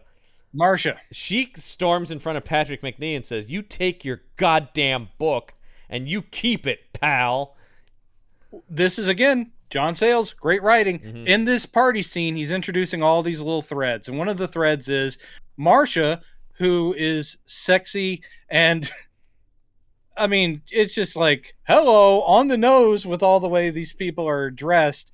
She's in a leather dress with all this cleavage. And she has a necklace of teeth. Mm-hmm. I mean, come on. She's got kind of like a Native American... Yeah. Leather headband, and you're like, all right, she looks like Savage Woman right off the bat. You can see this look pretty easily because it is Elizabeth Brooks's IMDb photo. In fact, there you go. I believe all of her IMDb photos, save for one, she did not have a very big career. But the other one that's not from this movie is from Kolchak the Night Stalker. Nice. Yeah. No, she did not. She didn't do much after this. Another TV actress. Did some Rockford Files, some Starsky and Hutch, and the aforementioned Kolchak the Night Stalker. Man, that's all. I mean, she'll always have a place in my heart for anything she did. She died in 1997. That's sad. I didn't know this. She died in 97? She's only 46. Yeah. Oh man. After a 3-year struggle with cancer. Oh, that's awful. That is awful. She had brain cancer. Oh, Jesus. Oh, my God. She's only 46. Her last work, and this is where I'm really sad, her last work was Jake and the Fat Man. So, I did see that. I'll tell you what I was more like. I'm like, Jake and the Fat Man went into the 90s? Oh yeah, yeah. Maybe? It started mid to late 80s. Yeah, and so it 87, ran for about 87 to 5, 6 92. years. I always think of it as being before that, but it's not. It's 87 to 92. So Yeah, there you yeah, go. for some reason I always Jake thought it was and the Fat Man. Did I tell you about the time I worked out next to what's his name, Penny? Joe Penny. Oh No, Penny. wow. Yeah, at the 24-hour fitness I briefly was a member of in LA. This- And I'm like going, that guy's older than me. I used to watch him on Riptide. Well, and I was just about to say that you mentioned Jake and the Fat Man. I was actually more of a Riptide guy. No, I preferred him on Riptide, but I remember looking at that guy and going, I should just give up. I mean, he was very nice. Yeah. It was just sort of like, are you done there? Yeah, Yeah. no problem. And I'm like, do I mention that I always thought he should have played Wolverine? Yeah, he would have been good actually, I think. No, him at that period, because Yeah. he's short, he's Yeah. broad, he's furry. I was like, that guy would have been a good Wolverine. And this was my thinking pre-Bryan Singer film. Yeah, I'll tell you this right now. I bet he would have remembered that interaction if you had said that. Because I don't think a lot of people came up to him and goes, you would have made a great Wolverine. It actually would have been me saying you would make a good Wolverine because no X-Men movie had been made yet. That's right, yeah. But are you of your people talking to Marvel at all? I then would have had to explain who Wolverine was, probably. You don't think he was reading comic books in between takes on Jake and the Fat Man? Probably not. But anyway. What's Nightcrawler gonna do? So this party scene sets everything up. Marcia is hot. She's got a problem with the doc, and that is the main power struggle. You get a lot out of this scene. It is sales economy of writing, because this is a 90-minute even movie with credits. Yeah, and we have Marcia's brother, who is introduced as being, he's the most deliverance-y looking guy in the whole movie. Yeah. For a bit, you don't know if he talks or not. He just stares like, ugh. And he chews meat, and he's got weird. I saw him and I said, "Let's get Ned Beatty out of here." You got a pretty mouth. Hey, come back. No, you Ned, got a pretty mouth. Get Ned out. He's not safe. Will you let Ned know I thought he had a pretty mouth? We will. We'll let him know. No, we will pass that on. Get him in the car. Let's get him out of here. Must protect Ned Beatty. I had a really good part in this. No. Not anymore. We're recasting. Yeah, not anymore. And he wears all the time. He wears like a sheep skin. It makes him fur very coat. He's not one of the most. I mean, he's a very broadly defined character, but he also makes him instantly recognizable because of that. It's like a vest, like a sheep vest. Well, I started looking at it, it's like a lot of the people, but it is, Northern California, but a lot of the people in this group are wearing like sort of outer gear jackets that have fur collars. I'm like, I get it. I get it. As much fur as you can put on these people. And the most they talk about, we bring the steers in from my ranch. This is this is my meat. It's like, we have these barbecues all the time. Right. I get it. They all like meat. And they're like, how do you like your steak, Bill? I'm a vegetarian. Thanks, guys. I'm good. I'll just nibble on this corn. But actually, that is. So that night, Karen wakes up in the middle of the night and hears, what's this? The titular howling outside. She hears actual howling. And she goes to Bill and she's real scared. And Bill is like, oh, you're a city girl. That could be anything. A coyote or someone's dog, for the love of God. Don't worry about it. This isn't a werewolf movie. He cares for her, but he's so condescending at points. You're like going, good that you end up dying. Yeah, exactly. Plus he cheats on her with Marcia. Oh, spoiler alert. Yeah. Then we go. I love. She's like, I was really concerned. Anyway, the next day she's on the tennis courts with Donna, and this is where we meet Sheriff Newfield, our pal Slim Pickens. Hi, y'all.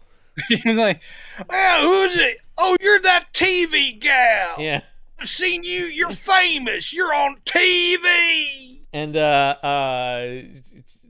Donna's like, they are doing the right thing here by not making her unknown. Like when she shows up, everyone's like going, yeah, you're from the news. Yeah. And it's a natural reaction. People would go, I recognize you, right? You're on the news. Yeah, I mean, and so Donna's like, oh, Karen's really worried because she heard howling last night. And in classic Slim Pickens fashion, because he has to pronounce it like this. That's probably just some coyotes. Yeah, he goes, now, if I understand correctly, because apparently they humored her by calling the sheriff because of her concern over the howling. And he goes, am I understand you're the little missy that was having a coyote problem? Yeah, it's such a Slim Pickens performance. Like and it's all I want out of the man. I don't want anything more. Course not. I want Slim Pickens that is Slim Pickens. It's basically a nothing character, but by casting Slim Pickens, you make him memorable. Yep. That's the smart thing here. Is he only really in like 2 or 3 scenes maybe? It's true. But you are like, oh, that's Slim Pickens sheriff. So whatever. And if you listeners at home are sitting there going, well, I see him transform into a werewolf. Not much, but you will see him with the fangs in his mouth, and that is an image you'll take to the grave. The fangs in the mouth, I love, becomes the thing where it's like, we can do that to multiple actors. We can only make a couple people transform into werewolves, but everybody can get the damn teeth in, Yeah, and it's like one of the first parts of the change. So it's implying, man, give that guy another 5 minutes. I will say that the werewolf transformation, which is justifiably historic, you sit there going, they linger. It takes so long. Why couldn't she run away? Of course I had that thought, and the reason is just they want to show it off, right? Like it's so look physically at this, horrifying. You're like going, the werewolves all seem to be happy they're werewolves, but you're like going, dude, if I could do that on command, I wouldn't, because it looks horrifying. Give me a few minutes. Apparently, it was pretty horrifying to have it done to you, according to Robert Picardo from the documentary. Well, he needs to get over it. It's the best thing he ever did. Well, I don't know about that. I did that just to make you upset. Yeah, hold on now. I think there was a certain holographic doctor that he was pretty great as. That holographic doctor would have been better if he had turned into a werewolf. He was an EMH, an emergency medical hologram. We know. we all know. So he writes off, it's a bunch of coyotes. Don't worry. Meanwhile, don't worry about it. Let's cut back to the city, back with our reporter friends who are doing all the detective work in this movie. They go to the morgue because they want to see the body of Eddie the Mangler. I didn't think they went to... No, they go to a film set and they meet famous filmmaker John Sayles. That's how I read the scene. Is it possible both things are true? Again, John Sayles, whenever he does show up, usually in little cameos in his friends' movies. Yeah. I mean, John Sayles was, not an amazing actor, but he's fine. He's really good in this scene. He actually, if you look at his acting section on IMDb, none of them are big parts, but he has a lot of acting credits, actually. Yeah, he does. Yeah, I mean, he's certainly a filmmaker I recognize instantly. He's also 6'4". So. Yeah, he's a tall, skinny guy. Yeah, he would have made a great Jonathan Crane. Oh yeah, definitely. He's got that look for sure. Gangly. I do love the idea. You and I do the same thing, which is we see somebody and go, "Now, what comic book character would they be?" I do that on the bus. I do it constantly. Yeah. This guy is kind of a long shot type to me. Yeah, it is the thing I do.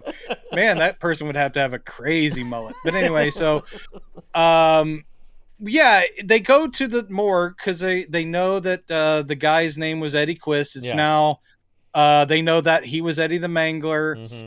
And they're going to go check out the body. So John Sayles is the morgue attendant. Did they know the Mangler's name was Eddie always, or did they just call him that and it happened to turn out that it actually was Eddie Quist? No, he had identified himself as Eddie. Yes. The press called him Eddie the Mangler. Yeah. But it does seem stupid that a serial killer would say, you can call me Brendan. Yeah. It's like, because don't use your actual name, even if you are a werewolf. I can't think of killer. any real life serial killer that was called by their name and something. It was always he would just be the Mangler, right? My name is Joe Zodiac. Yeah, that's what I mean. But in the press, the Mangler is cleaner. Like for the headlines of Eddie the Mangler, the fact they keep calling every time they call him Eddie the Mangler. Eddie the Mangler sounds like a wrestler. Yeah, no, it takes some of the teeth out of this guy as a serial killer. Takes the teeth out. I see what you did there. Mm-hmm. So they go there and they're like, well, sure, I can show you his body. It's right over. What's this? It's gone. Yeah, it's this is a Kolchak like scene where they open the drawer in the morgue, Yeah. and not only is the body not there, Yeah. it's like, look at the markings on the inside of the door. The steel door of the cabinet has all these dents and claw bits. Mm-hmm. And it's like, what happened? And John Sayles gets the classic line of like, well, he didn't get up and walk out of here. And then he says, did. I'll see myself out. He does. It's very fourth wall breaky. John Sayles uncredited in this part as morgue attendant. He is on the IMDb, but he mean, is, but yes, he's listed as in the movie. He is unlisted. No one's uncredited anymore, thanks to IMDb. I don't think that's true. They'll just put a note that says uncredited. I don't understand the uncredited thing. Just fucking credit everyone who's in the movie. Just do it. Wow. Are you all right? Are you okay there? I'm going to die on this hill, Brendan. You listen to me. That came across so angry. They will get credit. Once again, especially in a world now where everything is credited on IMDb, what's the point of the like, oh, I'll go uncredited? I still don't know who played that crazy Jewish stereotype guy in Tropical Thunder. I kept looking. I was like, who plays this guy? Who is this guy, man? He's great. He should be in more movies. He should be in more movies. He seems a little short, but I bet he can do some stuff. He's got big old forearms is the thing that's really...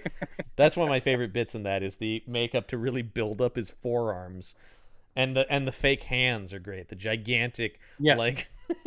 He is very funny in that part. He is extremely funny in that part where you're going like, man, I didn't know there was a comedy character actor in Tom Cruise. It is if you put on enough latex, apparently. Well, I mean, I think that's for a lot of actors. You put on something like that and it really frees you as an actor. Yeah, I'm this other guy. Look at me now. Yeah. I'm like another person. I do. Seth Rogen has a great story about him and Judd Apatow going to Tom Cruise's house because after he did that, he wanted to look into can this lead to a whole new comedy career for me? And so he started consulting with comedy people. Let me bounce this off you. Me being funny. Yeah. That's kind of... Let me hear your thoughts. That's kind of what it was. And Seth Rogen did talk about it. He was very nice, but he was very intense, of course. Of course. Which kind of was like, what about this? He's like, I like that idea. That's fascinating, interesting. That is a humorous angle to come at that from, because that's just how that guy is, So it is like, even when he's doing comedy, he's thinking about, this is funny for the following reasons. Yes, I see the joke here. Oh my God. You just can't not be that guy. Apparently not, because Xenu will not let him. Anyway, back to this movie. Karen hears a noise in the night, and she and Donna go out to see what it is. Yeah. Donna has a rifle with her, because I guess Donna brought a gun, or... where to get one? This is an outdoorsy retreat where they're all hunting all the time and doing that kind of thing. So yeah, she's got a rifle. And they find a mutilated cow just as their flashlight runs out of batteries. Of course, they don't need it because it's pretty bright out here, actually, in the middle of the night. It's not day for night, but yes, it is. It's well lit. It is one of those. It's a well lit night scene. Look at the blue mist. Yeah, and of course, a farmer appears for a fake out jump scare, going, "Hey, what are you ladies doing out here?" And he said he came from up the road. This movie's not afraid of a few jump scares. No, it's not. There's the dog in the window when they went to Eddie's apartment. That's one of my favorites, though, because it startles the woman, and then she just hits it on the nose, and it runs off. No, never mind. Never mind. The dog's just like, forget it. I'm not vicious. It's okay. Speaking of that voice, by the way, anytime they cut to the newsroom, and this is 1981, I just watched Anchorman again for the 80th time. The best. Like last week, I just revisited Anchorman. So anytime they were in the news studio, I was like, oh, because you're a dirty pirate hooker. I mean, I just kept thinking the Human Torch was denied a bank loan. A bank loan. I mean, the Anchorman in this does kind of have that when he's practicing the thing, right? I do like that scene. It's a clever Dante thing where he's looking directly in the camera, but in a mirror, and delivering the news, and then changing his delivery, and then changing his delivery, and then when he actually talks, he's got himself a southern accent. How you doing there? How you doing, everybody? You got a nice filly there. I like Karen. She's brave. And when I just like when he's like, our brave news reporters, our brave news reporters. Yes. It's all about media reference. It has a little and the bullshit of all the the media, the whole imagery of it. And he does have a little Ron Burgundy to him, of that like he's got a bit of Ron Burgundy gravitas, pointless gravitas. When she freaks out, he's like, "Oh God, here we go again." When I do love when she goes on and Kevin McCarthy's like, "All right, be ready to cut away. This could go bad." So the farmer mentions that he found another cow also mutilated, and this prompts everybody to go like, "Well, time to form a hunting party." And I love a good hunting party in these horror movies. And they give Bill a rifle. Yeah, Bill, the city guy, they're like, well, this will be a good excuse for us to take you hunting. You've never done that before, right? So it's all the people of it's the guys of the colony, basically, with Bill, and they're like showing him how to use the rifle. And of course, we get our sheepskin vest guy just running around, and they're like, "Oh yeah, he's like a bloodhound." Yep, it's like, well, we just, he goes, Bill says, when you hunt like this, don't you usually use dogs? And I'm like, no, we just use him. Yeah. He's better than a dog. That guy can sniff out anything. And nobody's like, that's kind of weird. Kind of weird. What are you guys, werewolves or something? What are you, a bunch of werewolves? Hey, why aren't you guys laughing too? I mean, that's a dumb idea, right? I mean, werewolves aren't real. I mean, right? Nothing I love more than scared fake laughing talk. I mean, come on, right, guys? Hans, Bobby. Yeah. I'm your white knight. I'm your white knight. God damn, he's good. Hart Bachner in that movie is so good. That is a despicable character, but I can't imagine it being played any better. He just nails that creep. When he grabs that walkie-talkie, he goes, "Hey, John boy." Yeah, the way he then he does the wink to Hans, like. I also love when I think it's really serious, man. I think they're gonna do it. Hey, come on, Hans. This is radio, not TV. Put the gun away. God damn it! It's great stuff. Sorry, guys. We just started talking about Die Hard, which is. By the way, any time we're going off on a tangent, that's our brains doing that. That's not to avoid talking about this movie. No, this is a great. We love the Howling. Howling is fantastic. I hope you've enjoyed all 4 hours of this podcast. It did take us about an hour to get through the first 15 minutes of this movie. Yeah, sorry everybody. But because this one actually we have a lot to say. There's actually like behind the scenes stuff. I feel like next week we're not going to have anything. And then the week after it'll be a lot of stuff. You think there'll be Frankenstein Island is going to be a little weak? That's what I'm guessing. Okay. Right. Anyway. So they go out. I do like John Carradine being like, it's UFOs. That's what's doing this. Damn aliens. I mean, that is, again, being very period. That around that time, all that stuff about cattle mutilations. Yeah, UFOs. Yeah. And also he's throwing them off the scent of the werewolves, right?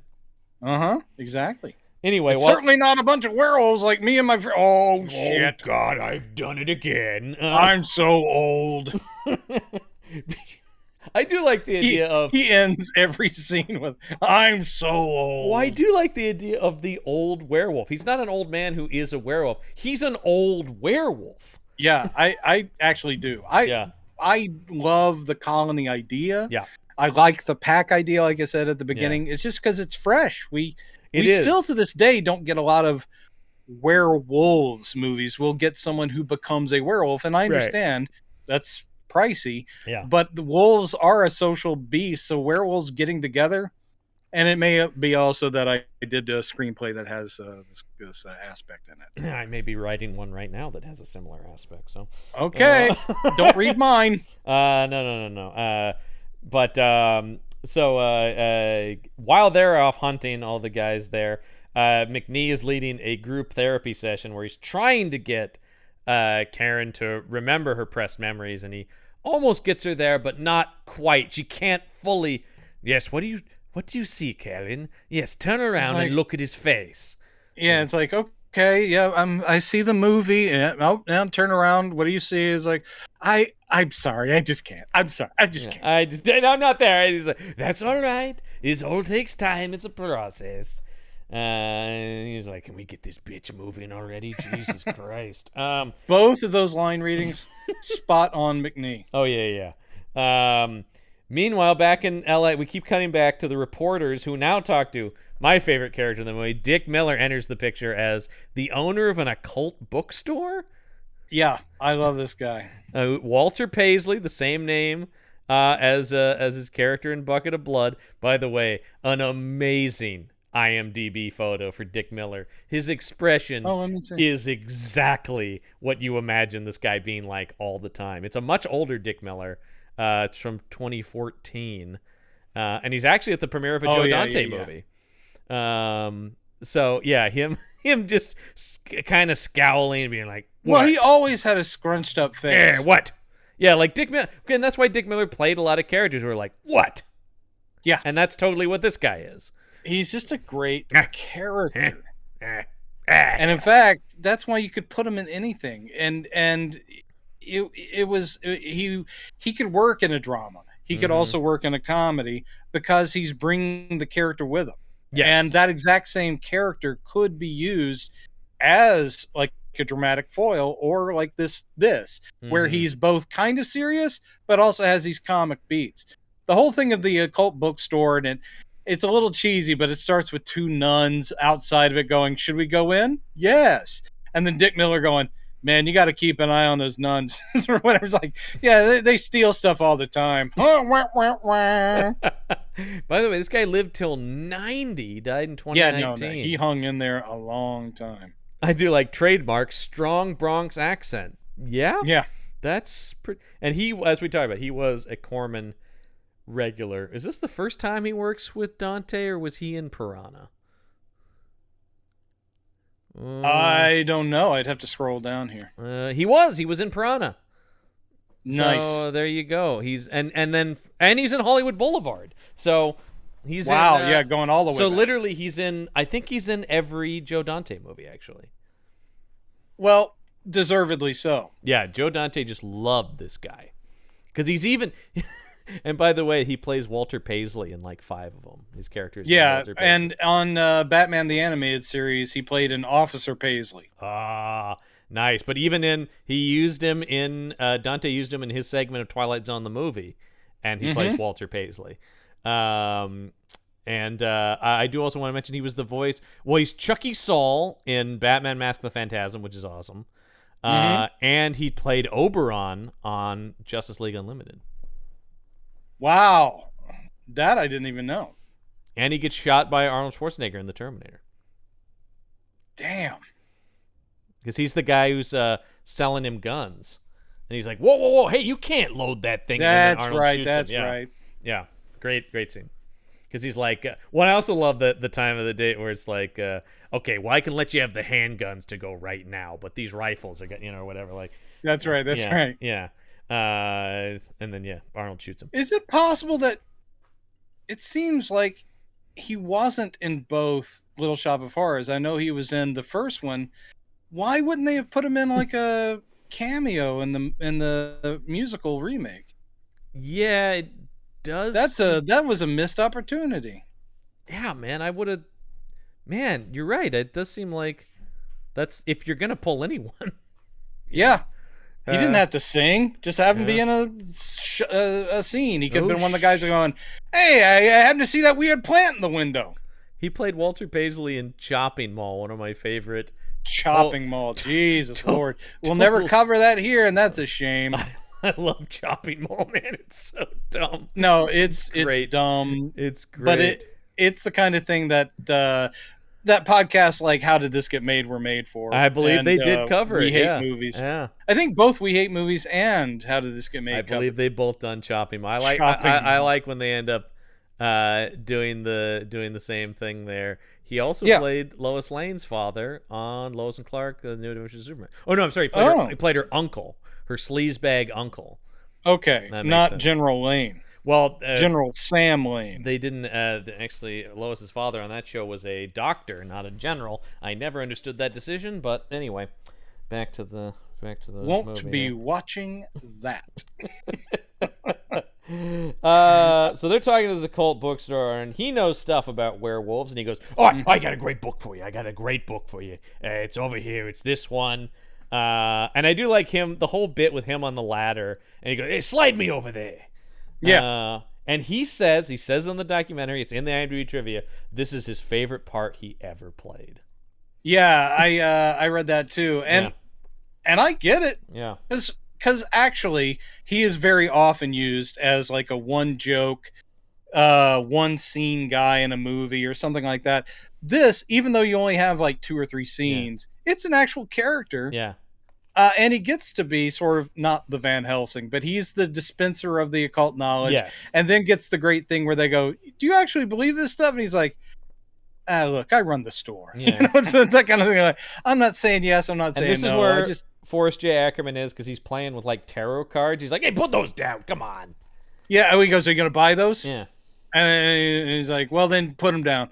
Yeah. Forrest J. Ackerman, for the unfamiliar, lifelong horror movie fan collector, and he's the guy who started the historic magazine Famous Monsters of Filmland, which I read religiously. I feel like as a kid. all guys like you and I, Brendan, doing this show and stuff, we all owe it to Forrest J. Ackerman, who's sort of the first like professional horror fan. On a large scale, he kept the flame going, because obviously these movies were being played on TV, on channels around the country, but he was a collective. Like, since that magazine came out, he could keep interest in these old, obscure 40s, 50s, whatever horror movies going. So yeah, horror fandom owes this guy big time. He was also a huckster and cheesy shill. As he should be, as all these guys should be. They all need to have that Corman, or my beloved William Castle. William Castle. I love that aspect of these kind of genre things. I love that The thing that kills me is that when I got to LA, I never knew where it was, and he was an ancient old man by that point, and then he passed away. I never made it to the Acker Mansion, which was his name for his home in LA, Forrest Ackerman, which was a museum. And you could actually, not a ticket, you would just go and knock on the door, because it wasn't like there was a line. And if he had the time, he'd just walk you through. The man's collection was insane. He had like Bela Lugosi's Dracula cape, one of them. He had like original armatures from King Kong, 1933. It's like, good Lord. Well, masks that guy had. The guy who's taken up that mantle now is Guillermo del Toro. He has 2 separate houses that function as museums. The other guy, and someone who would be a good get for the show, it sounds silly, but Kirk Hammett, who's the lead guitarist of Metallica. Oh, God, yeah. Big time. He put out an entire book that is just like, here's my collection of horror movie stuff. I've seen it's some insane. Of God, he has put all of the money he's made through being a rock star into collecting. A lot of the heavy metal guys are. Rob Zombie has a lot of stuff. We should have Rob Zombie and Kirk Hammett on the podcast. I would kill to have either one of those guys on. The other guy I was thinking would be a great get for us, and has a very specific collection of stuff, is Dana Gould. Oh, of course. And he has Planet of the Apes fanatic. The Planet of the Apes stuff he has is insane. I know he's got some other horror movie stuff too, but I feel like he would really fit in on this show. So if anybody knows any of these people, please reach out to them and tell them to come on our podcast. So anyway, now it's time for the movie to get pretty sexy. I'm not sure if I'm ready, John. That's right. Well, this is the nude scene we spoke of, which is what we should say is that Bill has had a few flirty glances with Marcia, who's very clearly a predatory, sexy lady. She was gonna cook up the rabbit he shot in the forest. Yes, when he went hunting, he actually turned out to be really good. And they're all yeah, okay. So he now has a dead rabbit, and he talks to Marcia's brother like, "What do I do with this thing?" He's like, "Well, eat it." Yeah. He's like, "I'm a vegetarian." He goes, "Well, I tell you what, Marcia's a great cook. Yeah. Whether you eat it or not, you should have her clean it and cook it for you. She's right up there in the cabinet." He's like, "Sure, it wouldn't be a big." He's like, "No, go ahead. By the way, she definitely wants it." So this is all basically where Bill, who's fed up with not getting any from his PTSD wife, gets seduced by werewolf lady. Mm-hmm. He it goes out. Karen's asleep. He goes out in the night, and there's this big fire where she is, and well, hold on, we're getting it slightly out of order. Uh-oh. First thing is that he drops the rabbit off. Mm-hmm. He walks back through the woods, and he gets attacked by something he doesn't see. Yes, hang on, I do see that here. Yes. By the way, everybody, it's a werewolf. It bites him, and he makes it back to the cabin. Is like, Karen. She goes, "Oh my God, what happened?" Sorry, what I have here is when I wrote down "sexy lady seduces husband," she kisses him in the cabin. Is what I meant. Right, she kisses him. Yeah, it's a process. This is also a building. And he's thing. like, "Whoa, hey, come on now." Yeah, I'm a married man. Yeah, I'm not interested in you sexually. I have many fine leather-bound volumes. So, smell of rich mahogany. Yeah, no, I feel like this is actually where that scene from Hangman is like, you have a massive erection right now. Oh, no, it's an optical illusion. It's just the pleat and the pants. It's the pleats. Yeah. The pleat of Yeah, that's just... and we cannot underestimate how good Christina Applegate is in that movie. I mean, her reactions are gold. It's that classic thing that I don't think, if you're not like really thinking about comedy like that, the whole movie works because of her, right? Like, I mean, it's all about her reaction. And then I do like when he walks away and he just turns to somebody and goes, "Don't act like you're not impressed." Okay, anyway, so Bill does get attacked in the woods. He gets bitten on the shoulder or the arm or whatever. Yeah. And he feels sick, and they're like, "Oh no!" And then the doctor sees to him. He's like, "Well," and this is actually again smart screenwriting. You would think if you were Karen or Bill, and this is all happening in coyotes, and Bill gets attacked, fuck it, I'm going back home. So this actually does. She goes, "We should just go." And then the doctor, here's the good excuse to say, he goes, "No, we have to keep an eye on this wound." Exactly. Like, give it a day or two for him to heal, and then obviously go home. So, but first, move him. Karen calls Terry back in LA and is like, Bill got bitten by a wolf or something. And this is like, wait a minute, we were reading about wolves. In fact, we were just watching The Wolf Man. Oh my God. The whole thing is like, it's like the Kolchak thing of him with the book on vampires. Yeah. They got the books from Dick Miller. They're reading werewolf books. Yeah. They're watching The Wolf Man on TV. I'm sure there's a can of Wolf Brand chili on their nightstand. It's all just like, wink, wink, wink. Well, because she says, literally, it's on the screen. The Wolfman is playing, and she's on the phone, and Karen goes, "Bill got bitten by a wolf," and then literally on the screen goes, "Whoever is bitten by the werewolf shall become." And you're just like, "What the fuck?" I mean, God, the convergence of stuff wasn't being very subtle. No, but you know but what? Then again, Night is American Werewolf in London that never misses an opportunity to do a Moon song. No, I don't really want these movies to be subtle. Like, that's the fun of them. Do we get a Big Bad Wolf cartoon later in this movie? Yes, we do. Yeah, I mean, on TV, someone's watching a Big Bad Wolf cartoon. This is part of the charm of this movie to me. I like this, like, because it knows it's being on the note. Like, it's purposeful. It's almost Joe Dante going, eh? Patrick McNee has a picture of Lon Chaney on his office wall. I mean, it's not like the camera focuses on it, but it's there. This is not accidental or clumsy stuff. This is a clever filmmaker who is going like, you see? You see what I did there? What I like about that is it feels like he's inviting us in on the joke with him, and we're all we're just here to have a good time and see some werewolves, you know?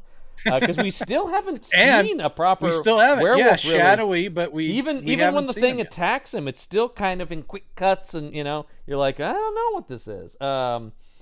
So she Terry comes up to the colony, and she packed a lunch for them, and she's like, I forgot, Bill's a vegetarian. Yeah, it's like, "Bill, I'm so sorry I forgot to bring you an option." And he goes, "Oh, that doesn't matter. When I'm hungry enough, I'll eat anything." He's chowing down on like ribs. Yeah.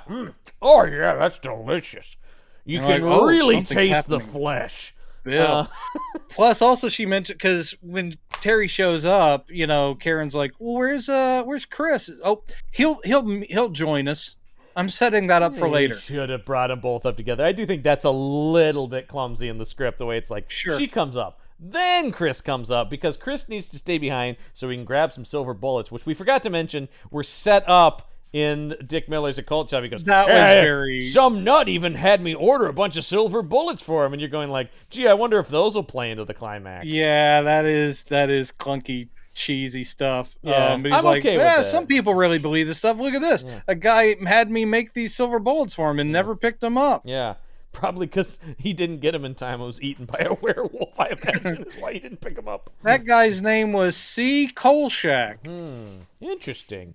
I think he was in News too. No, that would have been great. Is at the end of this thing, Chris calls his friend Carl Kolchak, and he's like, "It would have been the best." Eh?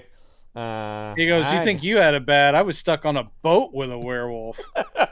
Yeah, the colony of werewolves. Try being at sea with one. Jeez, you can't go anywhere. Yeah. It's a werewolf. It actually on a boat. It is a cool idea.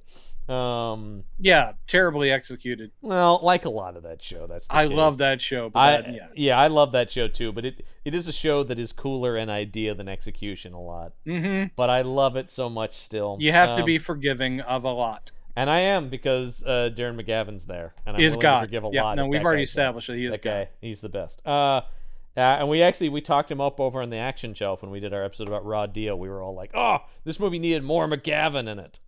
Always does. We thought McGavin and Sam Wanamaker, anytime they were in that movie, it was great. Well, unfortunately, he's not in this, but we do have Patrick McNee, which is, again, a great character actor. So we see him eating the meat, then we cut to it's night, and now Karen is going like, well, maybe I'm feeling kind of frisky and want to get some sex, and all of a sudden Bill's going like, yeah, that wound really took a lot out of me. Sorry, honey bear. Yeah, somehow this wound to the arm has affected my penis, and I just can't. Whatever was in the saliva of the thing that bit me apparently worked its way through my bloodstream to my penis, and it has a deadening effect. Anyway, I am impotent now, so... I am now impotent, even though you are adorable 1981 Dee Wallace. Dee Wallace is gorgeous in this movie. She really is. And it's, this is peak Dee. That shouldn't be a shock to me, but she's so not played that way in E.T., you know what I mean? Like, she's... Well, she's the cool mom. She is, and I mean, and also I think I saw that movie so many times on VHS as a kid. I don't think I was thinking, man, Elliot's mom is hot. No, I mean, I of course was older when I saw it, but even then, I just accepted her as being like, because I was identifying with the kids. I was sitting there going, no, that's still your friend's mom. That's what I mean. It has that motherly quality, and same thing in Cujo as well. And plus, she has this. Her vulnerability in everything I've seen her in, or at least especially her big roles. It's right there on the sleeve. She always seems like not a victim per se, but she seems someone who's wounded or hurt. I mean, in E.T., she's dealing with the divorce, and she's doing the best she can, putting a brave face forward. But you're telling me a Spielberg movie has an absentee father subplot? I've never. I know he really stretched his boundaries. That's kind of some new ground for him. Yeah. So she's like, whatever, good night, Bill. She's kind of upset, which she should be. And when she goes to sleep, he wanders outside. And, but I will say, John, yeah, it's okay for men to say no too. Yes, it is. But... Okay, I just want to make sure you know that. Yeah, except he doesn't say no on this next scene. He wants something else. He goes out to let's just say he's no longer a vegetarian. This is where he this is where he comes to the campfire, and sexy Marcia's there, and she takes her clothes off, he takes his clothes off. Yep. And it's about to go. I will say, I feel bad that the actress was in any way misled, but it is very interesting to see how nudity is used here as opposed to... It doesn't feel as sleazy as it did in Humanoids from the Deep. You know what I mean? Like, no. It's... I mean, this... Because these are characters we know at this point. So they're not just... Again, I don't mean to use it this way, but they're not just meat that show up as like, here's me naked. Right. So this is it's supposed to be forbidden and also very animalistic, but it's still a love scene instead of just being like, get them out, everybody, get them out. Well, I certainly liked it. It didn't stop our friend from going, rewind. Back her up. hey, could you guys Back it back up. up the movie? Back it up. Come on. This has been a long stretch for me. Come on now. this is the best thing I've seen since Humanoids from the Deep last year. But the other thing is, Thank you, Rob Bottin. the way it's shot. Like in that movie, it would literally cut to a close-up of a chest as a bikini top is ripped off. Here, even though she was misled about how much the smoke, it is still shot through the fire. There is an artistic sensibility. I mean, Dante's a good filmmaker. And also, I mean, at least to me, because I'm not the horn dog character we play, I don't see this as sexy. It is disturbing. There is an eeriness to this. It's we know the second the guy's bitten that he's doomed, Right. and this is the seal on it. We can't actually really say that he is cheating, because you would imagine at this point the part of him that is moral, upstanding human is being subsumed by the wolf part. Yeah.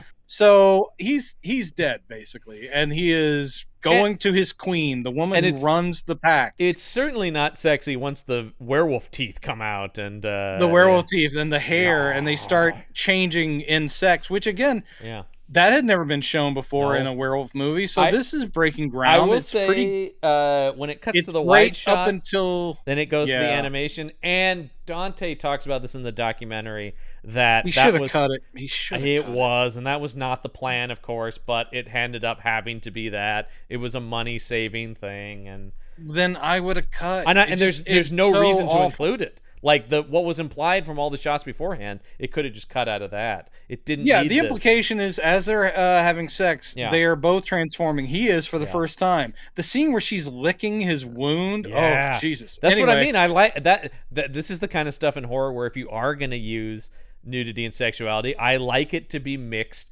with the horror of it. Yes, I don't exactly. think I'm not a fan of just putting skin for titillation's sake in a horror movie. It should be part of the horror, and I point everyone towards David Cronenberg for that. Oh boy, those Cronenberg movies never got anywhere near eroticism, no matter how much flesh he showed. No. Every Cronenberg film makes me uneasy. Every single one. Nobody's getting hot from Videodrome, man.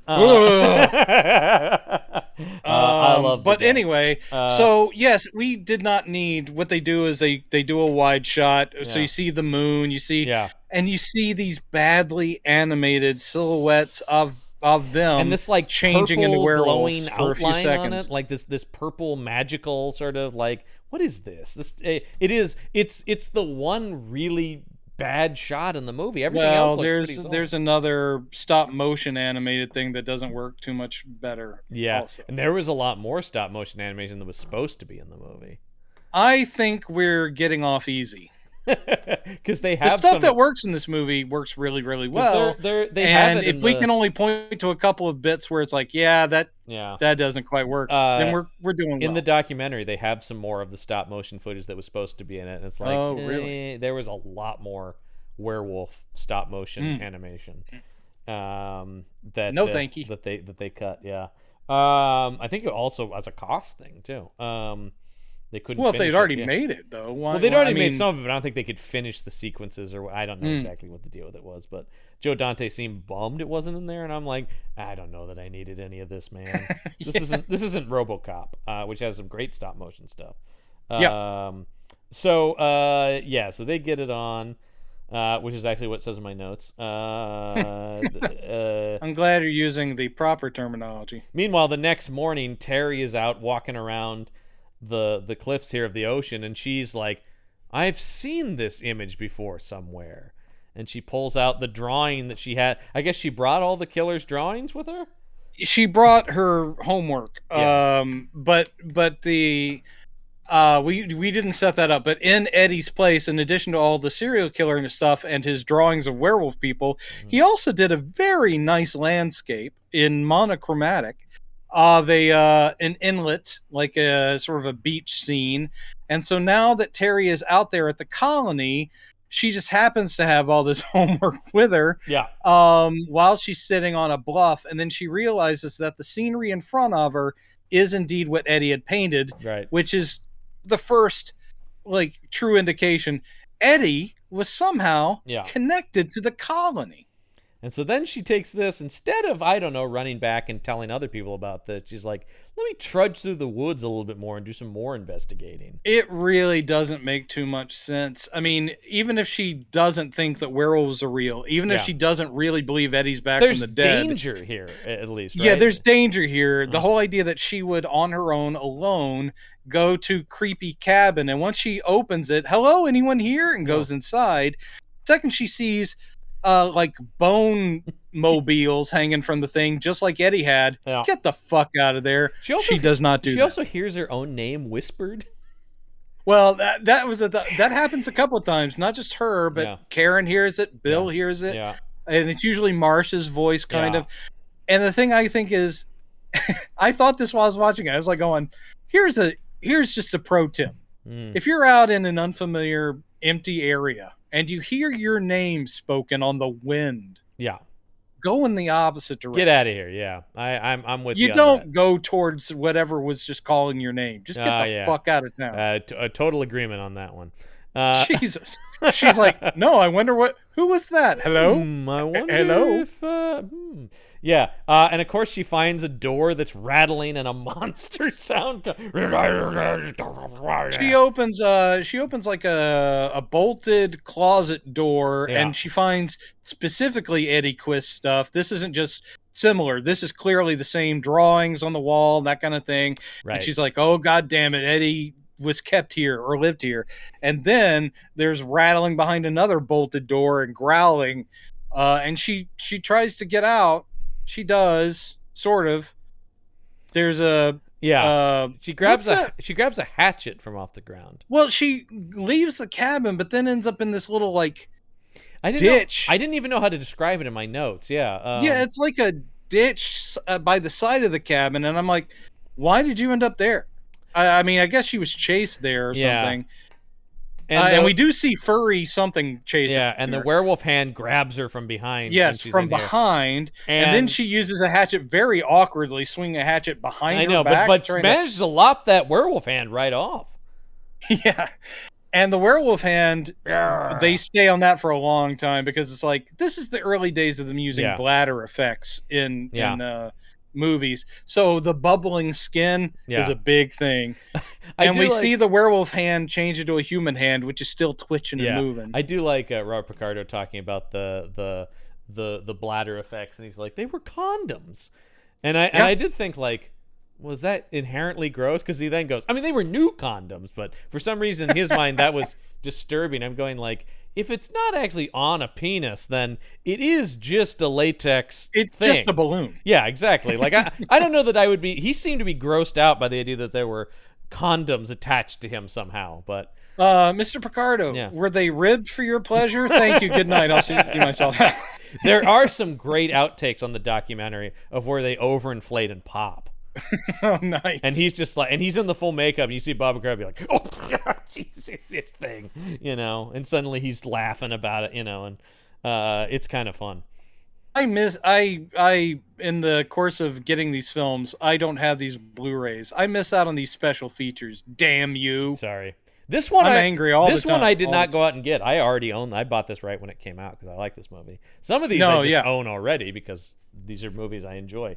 Though there are few and far between on this show that I already own. I will say you do already have Frankenstein Island though, right? Oh, of course. In the very much in existence like Ultimate Collector's Edition. Yeah, you got that Criterion. Yeah. That's Criterion. It's got an essay and some film scholar commentary and God. I honestly, Frankenstein Island is one I went back and forth like, should we? I think we have to cover it, but I just got to say, again, this is a little high spot. We're a little bright spot here. Well, and we're gonna slide back down. Because Frankenstein Island, by the way, is sandwiched between this and American Werewolf in London. Yeah, so, that's true. So we just have to get through Frankenstein Island, and then we're back into good territory. One of my favorites. Another week, yeah. And then we're in trouble from there. I'll just say. All I can do is count the days till I get to see some David Naughton ass, and it's coming. Yeah, there are multiple high points throughout the 80s, which is nice. Like when we get to It's true. I know we're eventually going to get to Fright Night and stuff like that. Yes. You're like, yeah, great. God damn, do I like Fright Night. But then we got to get to Fright Night Part 2. Yikes. Oof. Yeah. Should have left it at 1 there, folks. But so anyway, she lops off the hand, runs back to the colony. And she runs back to, instead of trying to track down her friends who would be, extra help, she runs to the doctor's office because there's a phone. She wants to... she calls Christopher. That's another thing. I'm sitting there going, why aren't you immediately calling the police? Now, we know the police are in on it. The local police are in on it, but she doesn't. Instead of calling police about, I don't know, something that tried to kill you, she calls Chris in LA and says, hey, I was attacked. Bill's been bitten. Yeah. Well, I guess he already knew that. And I have definite proof that Eddie Quist was out here. And he goes, where are you? I'm in the doctor's office. He goes, hey, look in his files. See come on, Chris. He's like, look in his files and see if you can find a file for Eddie Quist. Yeah. She does. And it has very, very telling stuff in there. It has the cool mugshot of shaggy looking Robert Picardo, but it also has like the evolutionary graph that cracked me up, where it's like, here's human, here's in between, and here's werewolf. Yeah. That it's too much. Then of course she is also in telling Chris, not just Eddie Quist was here. She goes, it's real. Werewolves are real. I've seen it. So he's like, I'm on my way. Yeah. Don't you worry. I'm getting in the car and getting some silver bullets, and I'm coming. And then basically immediately here she looks up and there's a giant fucking werewolf in front of her. And we get a full-on werewolf shot. The hand of the werewolf grabs the file, and we're looking at a fully realized werewolf. And it looks good, man. These werewolves look good. My nitpick, and it's the same one I've had since 1980, whatever, when I first saw it. Yeah. It is a great design. Again, I love a snout where they actually say, it's a wolf. Okay, so it has a snout. I agree. I will say those ears, man. I don't know what the thinking is. The ears are so pronounced. They're like rabbit ears. They're very tall and pointed. They are, yeah. And I was thinking from both either like a practical, is it hiding something that they're that big? And then I was also thinking from a design standpoint, why are they this big? For the silhouette? And I just keep coming back to, no wolf has ears like that. It's just, they're ridiculous. Yeah, I think, that's an aesthetic choice. I don't know. But the bodies... the hands, it looks the feet, because we see the legs and they are wolf legs. It's walking around on whatever is making the things growl and snarl looks good. And it looks the real. Snouts and eyes, all of that. I'm like, fuck, that's a fucking werewolf. And man. Obviously, in 1981, this blew people's minds. Nobody'd seen anything like this. People's and minds. This one comes out first. So, Howling and then American Werewolf in London. That back to back. Horror movies were never the same, and we'll see countless attempts to recreate these going forward, and not a lot of good. They're used as templates, and it's interesting that they did come out around at the same time because, and with at least friendship in common, because the design that we'll be dealing with in American Werewolf is very different. Yeah, but the effects, the transformation effects, are clearly from the same school. Yeah. But the werewolf we get at the end of that one is very different. Very different. I like them both, but I just wish for shorter ears on these motherfuckers. Sure, I think that's fair, yeah. But it's impressive, and he shoots it well, too, because it's not like I'm going to linger. It's just, again, the camera's moving around this thing, and it's a very moving thing because its arms and its hands are constantly, it's good. It's really good.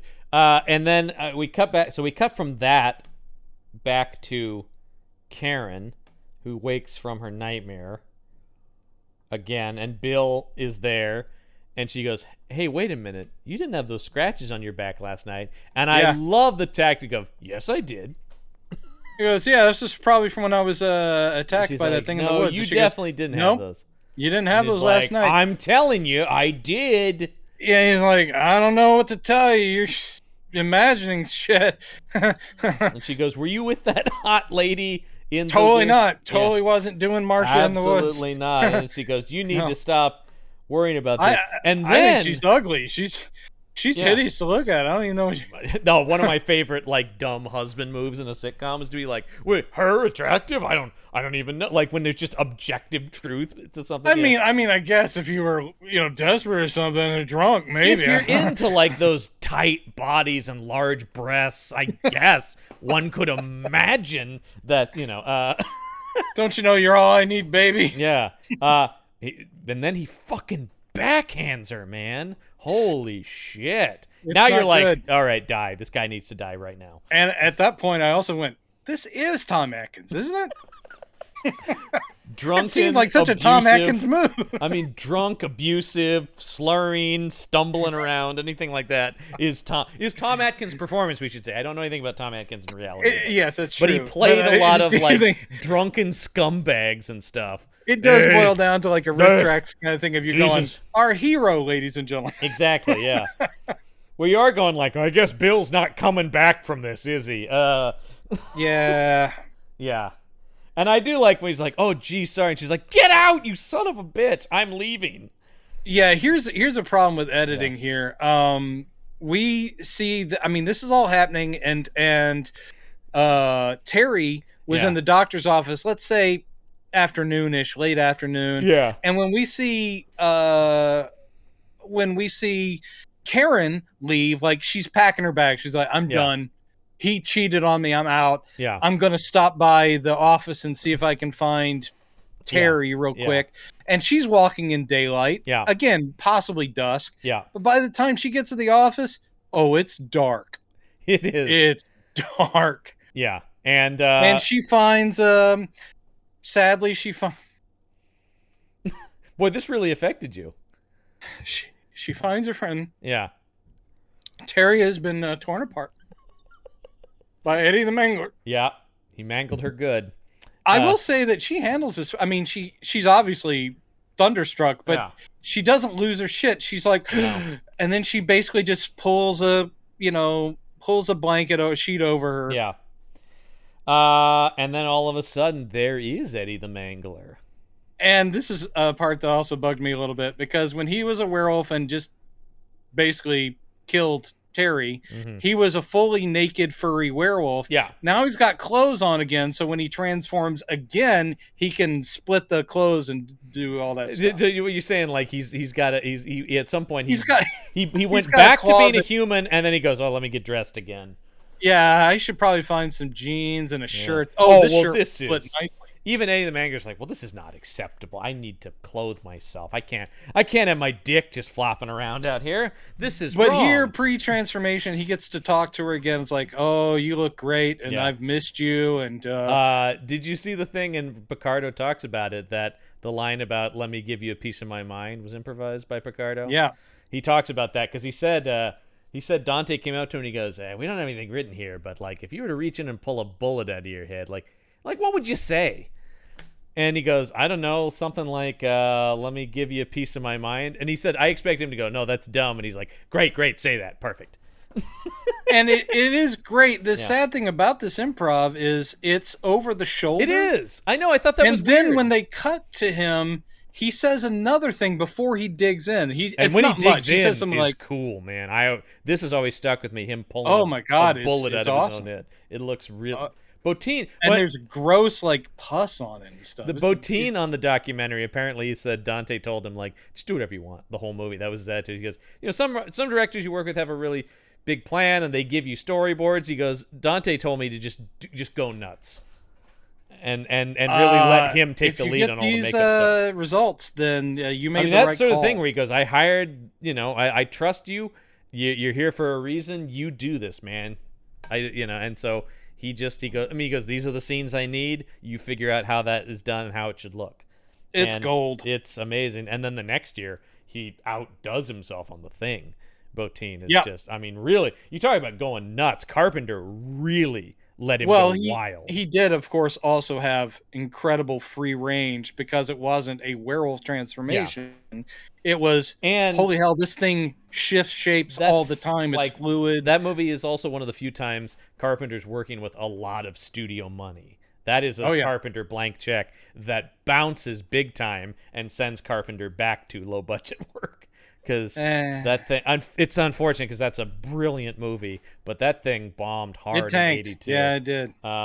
People were not into it. Now it's considered a classic of the genre and stuff like that. But we see that happen a lot. The things get rediscovered, and people go, "Why wasn't this a hit?" It sometimes is timing. And so then Eddie, undeniably great movie. Eddie transforms into a werewolf for conservatively 35 minutes. 35 minutes of her cowering and freaking out. It had been years since I've seen this, and I had forgotten just how long it takes. You're going like, because when it starts, you're like, this is cool when his head is bulging and everything. You're like, yeah, and then you're like, oh man, he's really taking his time here. Yeah, and you're going like, man, if you get to these guys as they're turning, you can easily get away because I'm in my car and halfway down the road by the time he goes full werewolf. They also, it is such a physically taxing thing from the way they film it. Yeah. It's like, even if you started to move, I don't think they could stop you because their bones are resetting and doing all that. I'm just like, dude, you could easily just scoot out of the way. Picardo talked about when the effects went off, once they started the bladder on his neck, it cut off his throat and cut off his breathing, which caused him to convulse, which they said, oh, that looks great. Because he'd be like, and it was, they talked about that really actually helped. Sure. Hey, you almost dying really worked for the part. That was really good stuff. He was like, what? So he goes, it was not fun shooting any of this shit by any means. Except for when the balloons popped, and then it seemed like it was, oh! I just can't cry any tears for anyone who got to be a werewolf in this movie. So people shut up. People like you and I are like, we will happily be made up as werewolves to be in this thing. That's How long awesome. did it take you in the chair? 6 hours? Yeah. Good. I can do 6 hours sitting. I do it every Here's another day. thing. If any other fans of the show work on horror movies and want to get us in cameos or something, we'll be zombies, we'll be vampires, we'll be whatever you got, man. We'll be Gilman. We're ready. You know? We are ready. Wrap me up as and a also, mummy. I'm on board. Dare I say, and I'm not stealing this from Gorley, squib me, baby. 100%. Squib me. Completely agree with you there. Yeah, absolutely. I would love to be shot in a movie. In my naive days of being a rock star when I was in my 20s and was in the band, I had an idea when we did our reunion show, and the idea was to have one of our longtime fans come on stage and shoot me live. And it was going to be with a squib, and I was going to have this whole thing for the shock value. And then my bandmates said, that is a brilliant theatrical idea. Yeah. We will all be arrested. Yep. And now people would probably get killed, actually. I mean, like, that led me to not do it. Shoot someone, too. No. No, that kind of stuff you really can't play around with. Well, it was, I mean, it is early 90s. I'm not saying that mass shootings had not happened yet, but it was not as commonplace. Yeah. Still, it's hard to surprise people with guns. You know, that's not a good idea generally. Yeah, no. I thought it'd be funny just to have our stalker fan, like, come on stage. No, I love, I mean, you and I have some, because I'm like, that is cool. And then I especially me, and I wore a tuxedo in that band with tails, the whole thing, the whole idea of me like dressed in my formal attire being bloody and oh god. Yeah, that would be something. All right, let's wrap this thing up here. So he's a werewolf now. Once he gets full werewolf, she just chucks this acid in his face. Yeah, again, I'm thinking she seems to know it because she doesn't even look behind her. She's doing the thing, feeling with her hand. If this idea just occurred to her, I mean, maybe acid, 2 minutes before even would help. Yeah. You know, maybe just she somehow feels that a bottle is acid. Or does she just grab a bottle and gets lucky? It on him. He howls. Yeah. The howling. Once again, the title character is back. Yep. we get a lot of the title character in this movie. Yeah, a lot. And I will say, this movie delivers on its title. Sound parts are good. They're very good. Yeah, they are. They're great. The sound editing is very good in this movie. So she runs out of there, runs to her car, but here come some of the other guys, and they've got a rifle, and they're like, yeah, you're coming with us. Yeah, at this point, this does feel a little Deliverance, because it is guys with rifles going, where you going, city girl? Why don't you come with us? And then this is great, because I've always loved the third act of this movie. We're just like, oh, everyone's a werewolf. That's the best thing that could possibly be the answer. You know what I mean? It's not just like, who's the werewolf? Oh, they all are. Yeah, you even have what's her name? The nice suburbanite lady. Oh, Donna. And she's like, Karen, I was nervous at first, but it's really great when you get it. Can I say I really want the like promotional commercial or whatever going like, I was nervous to be a werewolf at first. Yeah, yeah. I didn't think I'd like being a werewolf, but then I tried it. Yeah. No. They're selling her on it, but they're also, of course, being very threatening. Yeah. So she's freaking out, and she sees the doctor because he walks out, and she's like, "Oh, thank God he's here." She rushes to McNee, and she's like, "Oh, doctor," and he's like, "I'm sorry, Karen. No, I do like. I mean, he's very good in that scene because he has been." Yeah, a nice doctor type, and now he finally the mask falls. And he just goes. I love the quickness of McNee because she runs there. She goes, "Thank God." He's like, "No.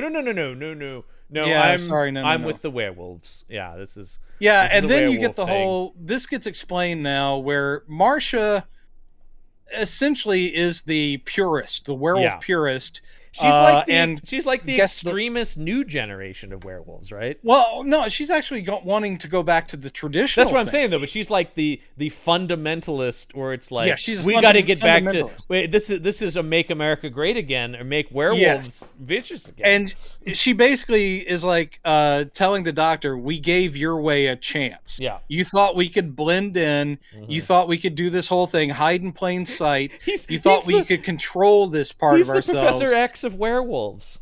Maybe we can live with the human beings. And obviously none of this shit is in the book. This is all John Sayles, you know. Oh, it totally is. And it's great, and it's way more interesting than it just being a pack of werewolves. Is that as a concept that's so good that I would love if the movie were more that and not so much all this rest. I agree. The fact that it's only like the last 15 minutes of the movie that become this is like, damn, I would have liked a whole movie about internal strife within the werewolf community. I guess that movie exists and it's called the Underworld franchise, but moving on. We'll get there someday.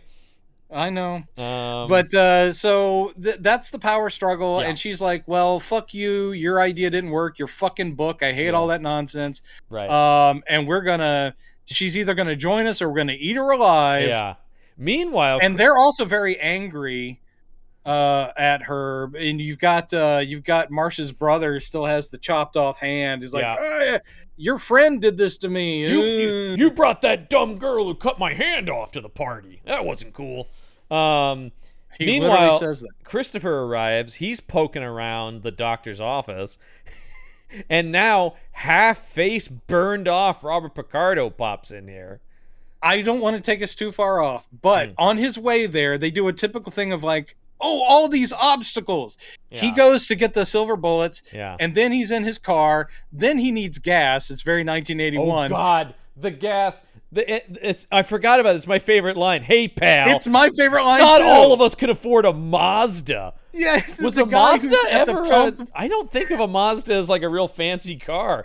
That's how poor these guys at the time, but it was not even, it wasn't fancy. But the idea of that line cracked me up. The guy in front of him at the pumps, he's like, come on, man, I need to get gas and go. And the guy turns around and goes, hey, man, we're not all rich enough to afford Mazdas. And I was like, God damn it. Yeah, that really made me laugh too. I'm glad you brought that back. I hope Sayles cracked up when he wrote that. I hope so. But anyway, now for being Chris a fancy car, these Mazdas are reasonably priced. Chris is at the colony. Yeah. He is in the doctor's office, which I guess is a set they had a lot of time to work with because it's like, oh God, we're back in this again. Mm-hmm. He doesn't find his dead girlfriend, but he finds blood and all kinds of shit. Yeah, he does. And then, like I said, Robert Picardo comes in here and grabs the rifle from him. He's messed up. Half his face is burned off by acid. It's another cool Botine going nuts on that.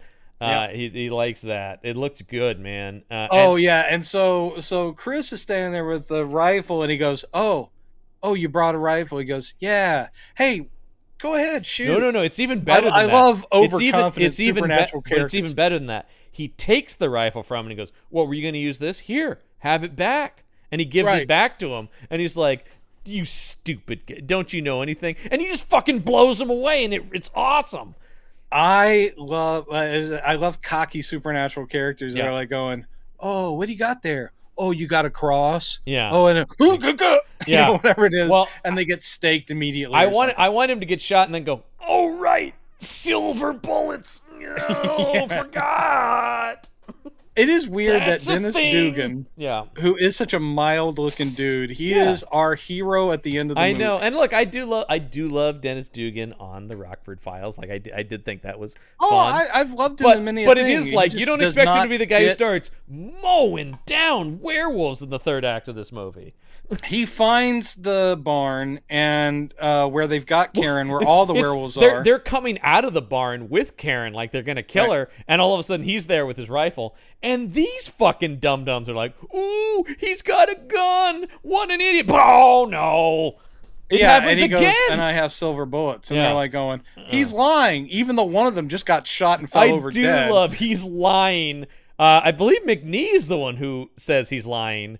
And then he gets shot, and I love when McNee gets shot. He's like, "Oh, it's great! Oh, thank God!" Like, yeah, he's the one werewolf that goes down without. I mean, obviously, he has not changed. Most of these people don't change. But I do like where he's like, "I didn't like where any of this is going, so it's probably better I just die." And plus, he was probably like, "Oh, the curse is lifted." It's that wonderful thing of him going, "Oh, thank God, I'm not a werewolf anymore." And I'm dead. Dodged that bullet or took that bullet. Yes. Anyway, it's he shoots one, drops another one, shoots the doctor, and so then now that they know he's got the silver bullets, he's able to drive them back into the barn at gunpoint. Yeah. All the werewolves. And then he and Karen, who's, I mean, she's a little bit of the damsel in distress, but she at least is helping out. She's helping because now that they've locked the barn door, they've shut it, and they start dousing the barn in gas. They're just going to light up these werewolves. One thing I wouldn't have done as Dante is, if that's your point for the scene, I would not have pointed the camera as they're taking the gas can around to a brick wall. The barn seems to be both brick and wood. Let's burn this brick on the wood. Let's burn it on the wood part. But you have Dennis Dugan like slashing gas on brick wall. I'm like, all right, man, good luck. Burn you cement. I do like, I mean, obviously because it's badass, but they are changing inside the barn, so you start getting slats of wood getting broken out and werewolf claws coming through. This is That's where there was great. A lot more stop motion of them as werewolves inside the barn as it's burning. They had quite a bit of this. Well, he wanted a barn full of fully transformed werewolves, and that was going to be stop motion. That was what he was looking for. Yeah. And it doesn't look great, the footage they have. I mean, they're doing their best. So then they're like, "Come on, let's get out of here." And they go to drive off, but apparently enough werewolves have gotten out of there that they start attacking the car. Yep. And that's bad news. So he has to let's see. Wolves attack, but they drive off, and then they get to Slim Pickens. What's really sad is that they do take some agency away from Karen, because he's driving the car, and anytime a werewolf jumps on it, obviously she's going to freak out. I would too. He freaks out, but she's holding the gun. Every time there's one, he has to reach over, he grabs the gun and then shoots. It would be nice if he drove and she shot here. Yeah, that would be it. Yeah. I would have liked to have seen Karen get a couple of these werewolves. I would have as well. At least we did not establish her as a champion pistol shooter, though, and then have to do nothing with that. Still mad about that in that Mummy movie. That is still the thing. It's like, I'm a trick shot. Well, it sure would have been great if she had used her trick shots against that mummy. Nope. Instead you get Ford and Foran. You get Ford and Foran shooting mummies. Jesus Christ. Jesus, yeah. God, that movie still haunts me. But I can't wait for our rewatch. Right, we're going back and starting at the beginning. That's again? how the show works. Once we get caught to modern day, we just go all the way back to the start. It's Oh God, 1931 I would not make it. I would no, not make it. No, so many of these movies I could never sit through again. No. So then they're driving down the road and they see Slim Pickens and they're like, "Hey, there's the sheriff!" And then he starts shooting at them. Yeah, and he shoots the hell out of their car and brings it to a stop. And he's got werewolf teeth in. Yep. And I guess some more werewolves have caught up with them. Yep. And they kill Slim Pickens. In fact, in the goof section here, let's return to my beloved goof section on here. You see when Slim Pickens gets shot, 2 squibs go off simultaneously, like pop pop, and they're talking about and there's no way to do that with that rifle. It's a bolt action rifle, yeah. But unless you were the Flash. But even then, you wouldn't be able to because the mechanisms themselves would not be able to do that. Right, exactly. So that is we catch you, Dante. No, so why did we even bother watching this piece of shit if they're going to be that lackadaisical? They shoot him and, of course, run to get to his police cruiser just as their car explodes for essentially no reason. It sacrifices itself for the greater good. It's so funny. The car actually goes, no, go on without me. The car got its tires shot out and stopped in the middle of the road. Then as they run to the police cruiser, it just blows up. You know, that them. Totally escapes me. I didn't even notice, but that is true. I mean, I love a car exploding for no reason. It's one of my favorite things in a movie. But this one really is just like, it hasn't even been shot for a couple minutes. And then it's just like, no, I've served my purpose. Kaboom! There may be a lingering fire somewhere near the fuel tank. Maybe, but I don't know what's causing that. Because that's a movie misnomer too. The idea that you would shoot a gas tank and it would explode is really not. It'll just puncture the gas tank. Something still has to light the gas. Incendiary bullets. Yeah, well, that's it exactly. Let's see. You didn't know that silver bullets are also natively yeah, well, I know it's whatever Slim Pickens is shooting, I guess, was an incendiary round. That's right. But I never go anywhere without my incendiary bullets. But apparently a delayed reaction as well, because it doesn't and blow up instantly. And this combination Holy Bible and Russian phrase book. So good. So they drive off in his car, but there's a werewolf in the back of his car that starts attacking them. Damn. And he shoots this werewolf, and wouldn't you know it, that was her husband. Yeah, and it had very distinctly bitten her on the shoulder. That's right. It does bite her, which is key to the end of the movie here, of course. And they drive out of there. And as they're driving out, she goes, "We know werewolves exist. We have to warn people." So obviously, we go to the news station. How great is it that Kevin McCarthy is in this, and it's kind of got the same sort of I have to warn the world ending. I love a have to warn the world ending. Me too, man. Speaking of Tom Atkins in Halloween 3. Turn it off! Turn is this NBC? Yeah. Hello? Every network on TV? This is Tom Atkins. Yeah. It's amazing how I was able to get through on a payphone. Fuck is that nonsense? And with Gorley and Russ, very much poked holes in the fact that, like, time Turn off zones... that commercial! Turn it off right now! That plan makes no sense, because, like, time zones, and you have to account that everyone who has bought the mask is tuned to that channel. What are the odds of that? You know, it's like it's midnight on the East Coast, or kids even awake. You know, it's just, it doesn't... That plan makes no sense. There's so many bizarre factors in it. Anyway, they get to the news station here, and they're like, all right, well, she better not freeze up again, goddammit. And she starts talking, but she's not saying what's on the prompter. Oh, yeah. First, you get a news, her newscaster coworker does a thing about the fire at the colony. Yes, he does, yeah. And that the doctor himself has probably passed away, and a lot of bodies were found, burned beyond recognition. Yeah. And then and here goes Karen with a first-hand account, they say, yeah. A first-hand account, and she starts going off the teleprompter, and Kevin McCarthy's like, what? She's saying a bunch of stuff about, you know, in every person there is a beast side and a man side, and da-da-da. And Kevin McCarthy's like, what the fuck is this? Yeah. And I do like it's Dennis Dugan who goes, "Let her talk. Don't cut away." Yeah. And he's just like, he's okay. Don't cut away. Let her talk. And then at a certain point, he's like, no, we can't do this. And then he's like, got the gun out. He's like, let her keep talking. Whoa, like, man. Oh, okay. Let's put the piece down. Yeah. And this, by the way, this ending, I don't want to do too much into it, but this is also the same era that we had, what's her name, the actual TV newswoman who committed suicide on air. Yes. They made a movie about it, too. Two movies, recently. I think, around the same time. One was a documentary, I think, and one was a feature. Yeah. Christine is, because I'm just looking up the movie. Yeah, I watched the movie with Rebecca Ferguson. It's really good and sad. Rebecca Hall, we should say. Oh, sorry, Rebecca Hall. Thank you. And I'm a huge Michael C. Hall fan, also another Hall. And he's great in it, too. Yeah. Christine Chubbuck.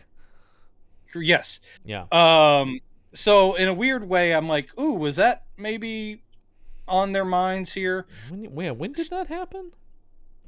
Wasn't that early 80s? Yeah, but I don't know if it... Probably not 81. Yeah. When did... I mean, I'm looking at the movie now. Anyway, yeah, it's around the same time. I mean, there's definitely a lot of stuff with media and... that's happened in 74. She shot herself. So 74. That was well before so definitely this. Could have. Yeah. But they also talked about sales wanted this ending though, where people are like, it's fucking fake, which is so interesting that is more timely than ever now, right? Yeah, If somebody came out with Proof of Werewolves, we'd be like, whatever, fucking CGI or some shit, you know? Yeah. So essentially, what it is Karen and Chris have set this up. She interrupts her own speech, and she does such a good job in this scene. She freaks me out and breaks my heart at the same time.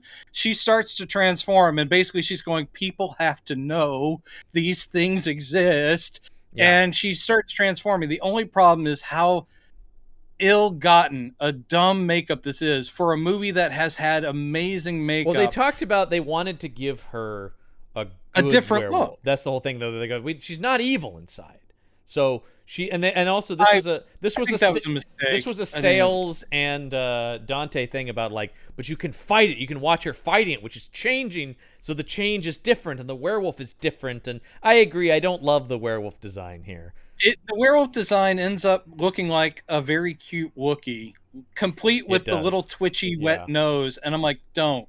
Yeah. Now, again, the eyes behind it are hers, and so the pleading eyes are great because that's acting.